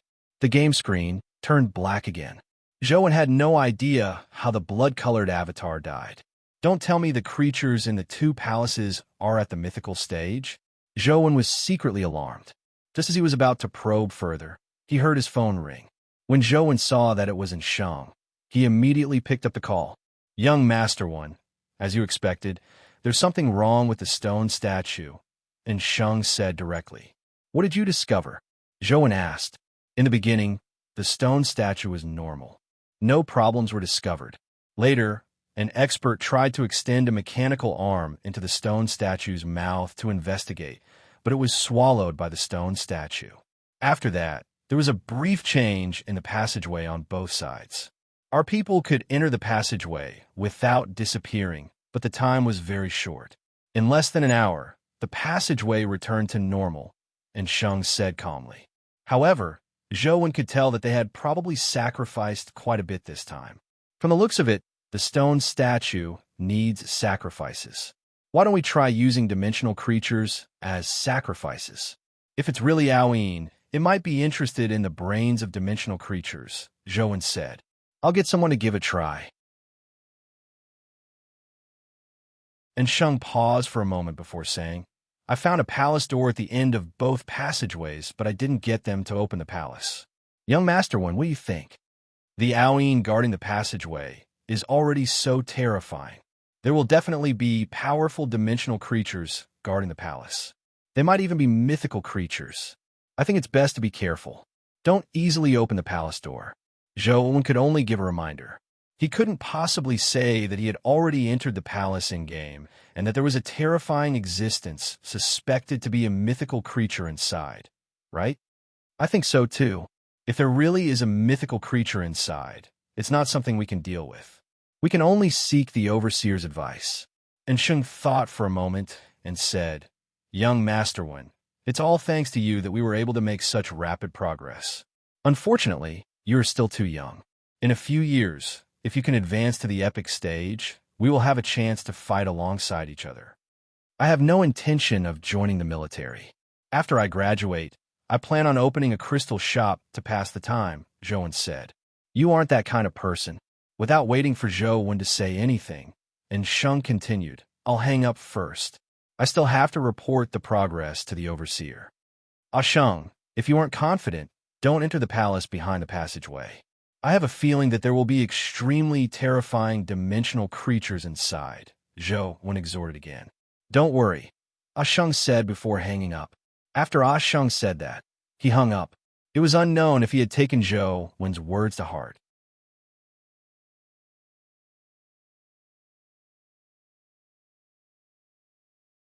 Chapter 324. Zhou had been trying to figure out the background of the dimensional creatures in the two palaces, but they were too powerful. The blood-colored avatar could only last for a short time, so he didn't obtain much information. However, Zhou wasn't discouraged. He continued fighting and studying their abilities and habits. This wasn't all to save the former principal. Zhou was also thinking that if he could injure these mythical creatures, he might be able to directly use their blood to enhance his stats and raise his final stat to 21 points. Therefore, Zhou didn't hope to kill them. All he needed was a drop or two of their blood. Of course, this was only Zhou's idea. It was still unknown if it would work. The white cocoon in the war chariot still couldn't touch it. Zhou hadn't found a way to crack the power of close worlds apart. Old Zhou, I heard that a new dimensional zone has been discovered in Luoyang City. The school is planning on organizing students to explore it, Li Xian ran over and said to Zhou excitedly.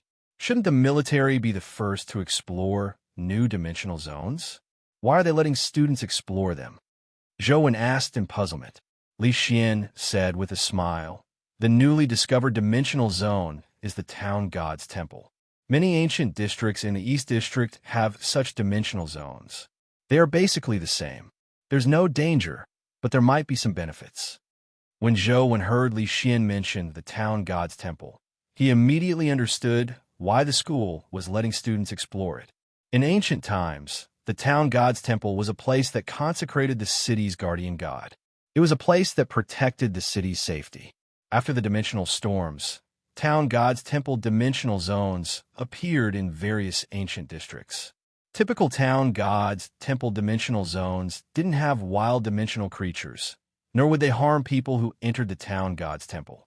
However, in the town god's temple, there would typically be special dimensional creatures that were consecrated. These dimensional creatures had undying bodies. Humans could challenge them at the place where they were consecrated. If they defeated them, they might even obtain benefits from the town god's temple. Has Luoyang's town god's temple only been discovered now? Zhou asked in puzzlement. An ancient city like Luoyang definitely had a town god's temple.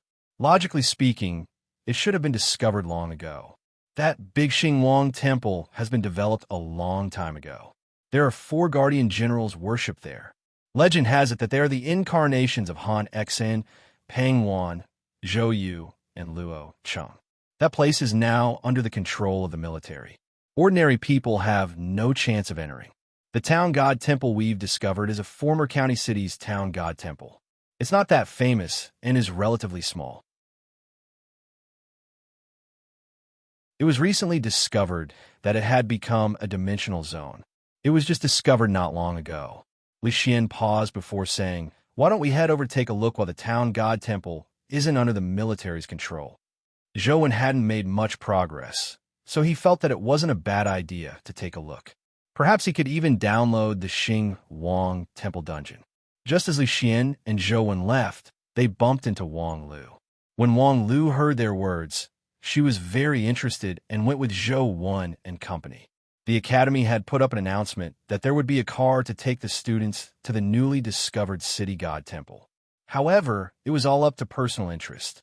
Those who were interested could go and take a look, and those who were not forced to go.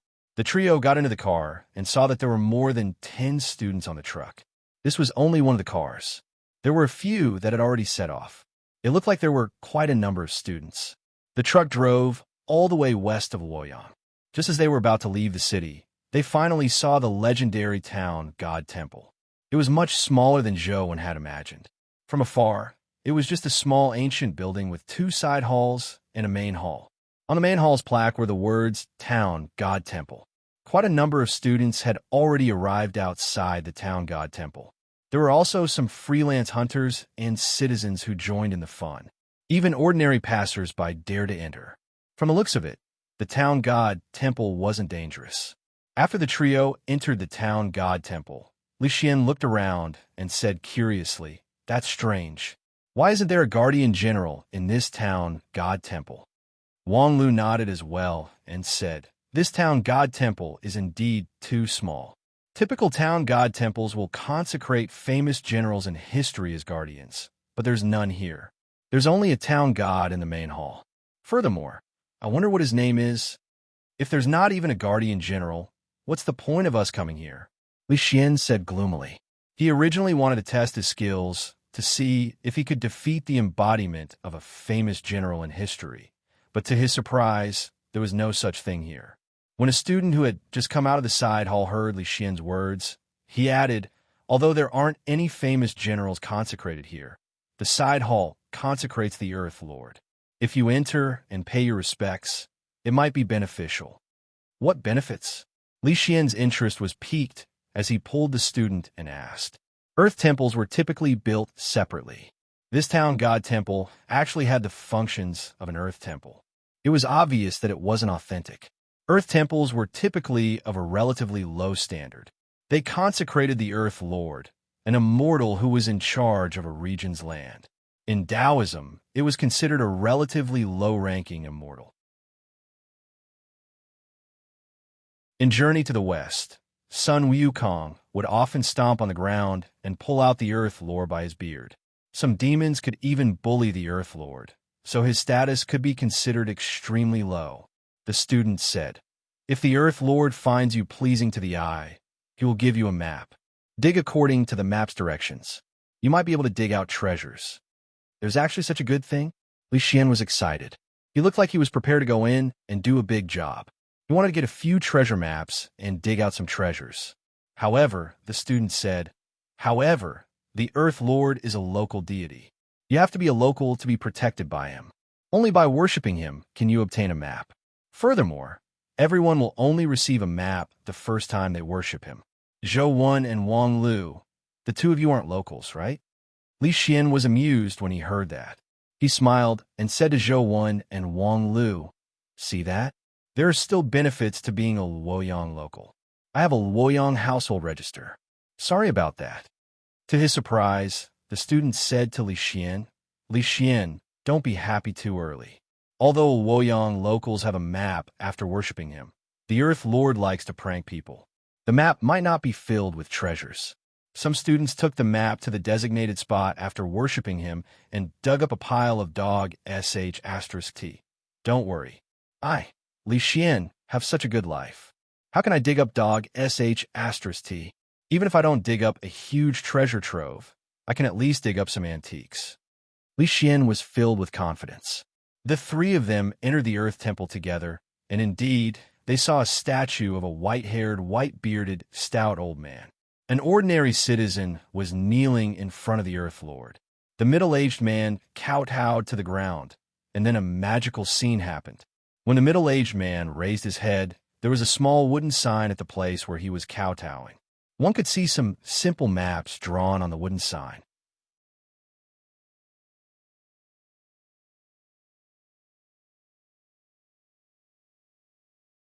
Chapter 3:25. The middle-aged man took the small wooden token and ran away happily. Another person ran over and paid their respects to Earth Lord. Soon, they received a small wooden token with a map engraved on it. This Earth Lord sure is magical. Li Xian's eyes widened. Wang Lu said with a smile, "Although Earth Lord doesn't have a high status among the immortals, his abilities aren't weak. He knows everything that happens in the land under his jurisdiction. He also knows what good things are buried underground. He also knows where there are dangers and taboos. It can be said that he's omniscient and omnipotent in an area. In ancient times, Earth Lord had another name, Kitchen God. That was a true god with a very honorable status." The three of them weren't in a hurry. After the people were done paying their respects, Li Xian walked to the statue of Earth Lord and knelt down with a plop. He kowtowed. Indeed, Li Xian also obtained a small wooden token. "Gentlemen, how is it? Do you regret not being born in Luoyang?" Li Xian flaunted the wooden token to the two of them. "Earth Lord is the most benevolent. If I beg him, he might give me a map." As Wang Lu spoke, she walked to the statue of Earth Lord and bowed slightly. Then, she said, "Earth Lord is benevolent. Please give me a map as well. If begging is useful, what's the point of having a household register? Besides, you are too insincere. You don't even kowtow. What's the use of just paying your respects?" Li Xian curled his lips, but just as he finished speaking, he saw a small wooden token grow out of the ground. He immediately gaped, speechless. Wang Lu happily took the wooden token and said to Zhou Wen, "Why don't you take a look as well? Who knows? Earth Lord might be benevolent and give you a map." Zhou Wen thought about it and realized that it made sense. After all, he was born in Guide City, which wasn't far from Luoyang. Perhaps this Earth Lord's area of control was relatively large, allowing him to control them. Even without a map, there was nothing to lose by paying his respects. Zhou Wen mimicked Wang Lu and came in front of Earth Lord's statue. He pressed his palms together and bowed slightly at the statue. "It's fine if Wang Lu's luck is good, but I don't believe that you can get the map like this," Li Xian said. Just as Zhou Wen bowed, he suddenly heard the sound of rocks rubbing against each other. He saw the statue of Earth Lord move 3 feet horizontally. "What's going on?" Li Xian's eyes widened as Wang Lu wore a look of surprise. Zhou Wen didn't know what was going on, but when he saw a wooden plaque grow out of the ground, he reached out to pick it up. Looks like the lord of the land thinks that I'm a good person, so he gave me a map.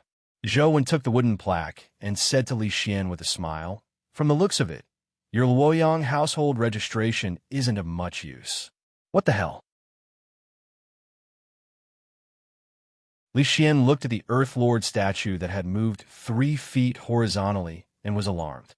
No matter how he looked at it, it seemed like the Earth Lord statue didn't dare accept Zhou Wen's bow, so it moved away.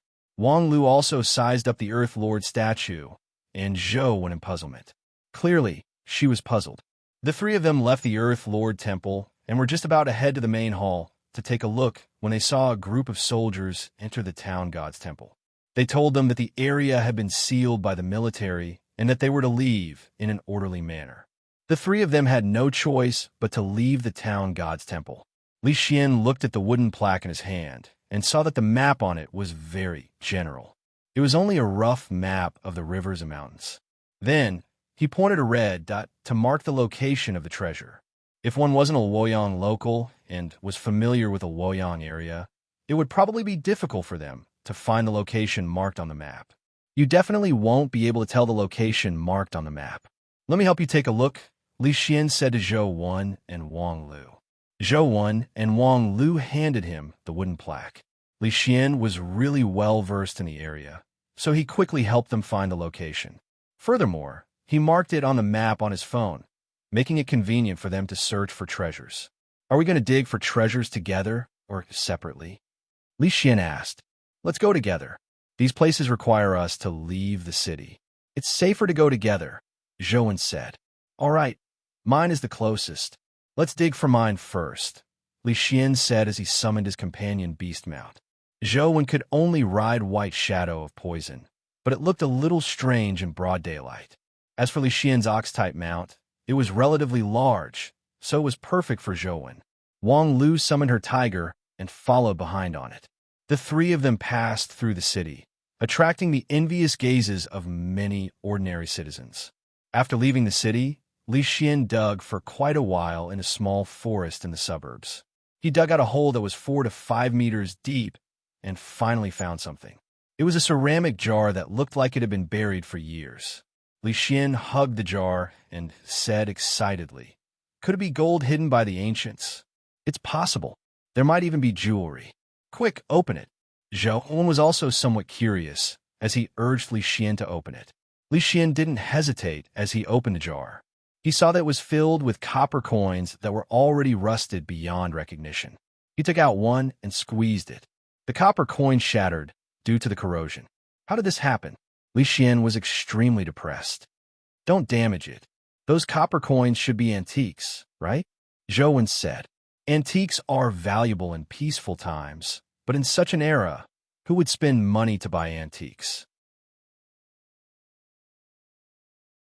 Those who have money would buy dimensional crystals and companion eggs. Besides, the quality of these copper coins is too poor. They're almost out of shape," Li Xian said. However, it was still a harvest. Li Xian put the jar into his bag. The jar wasn't big, so it fit into his backpack. Next, they dug up Wang Lu's treasure map. Her treasure map wasn't far from here. With Li Xian, a local expert, following them, the three of them quickly arrived at their destination. It was beside a small stream. Wang Lu flipped the pebbles a few times and immediately discovered a gem the size of a longan. It was crystalline like a cat's eye. How beautiful! Wang Lu liked it very much. She washed in the stream and played with it in her hand. Zhou Wen's location on the map was in the forest beside the mountainous area. The three of them walked more than 5 kilometers before arriving. Furthermore, there were dimensional zones nearby, so the three of them walked rather carefully. They even deliberately circled around and avoided a dimensional zone. "It's here," Li Xian said as he pointed at a patch of grass after checking the map. When Zhou Wen saw that there were only some weeds and nothing else, he prepared to dig for treasures to see what he could dig up. To his surprise, just as Zhou Wen approached, white smoke suddenly spewed out from the grass. It gave the trio a fright as they couldn't help but retreat and stare warily at the spot where the white smoke was emitting. You're tuning into the Warrior Lore YouTube channel. Don't forget to subscribe and join us on this journey to catch the most captivating stories.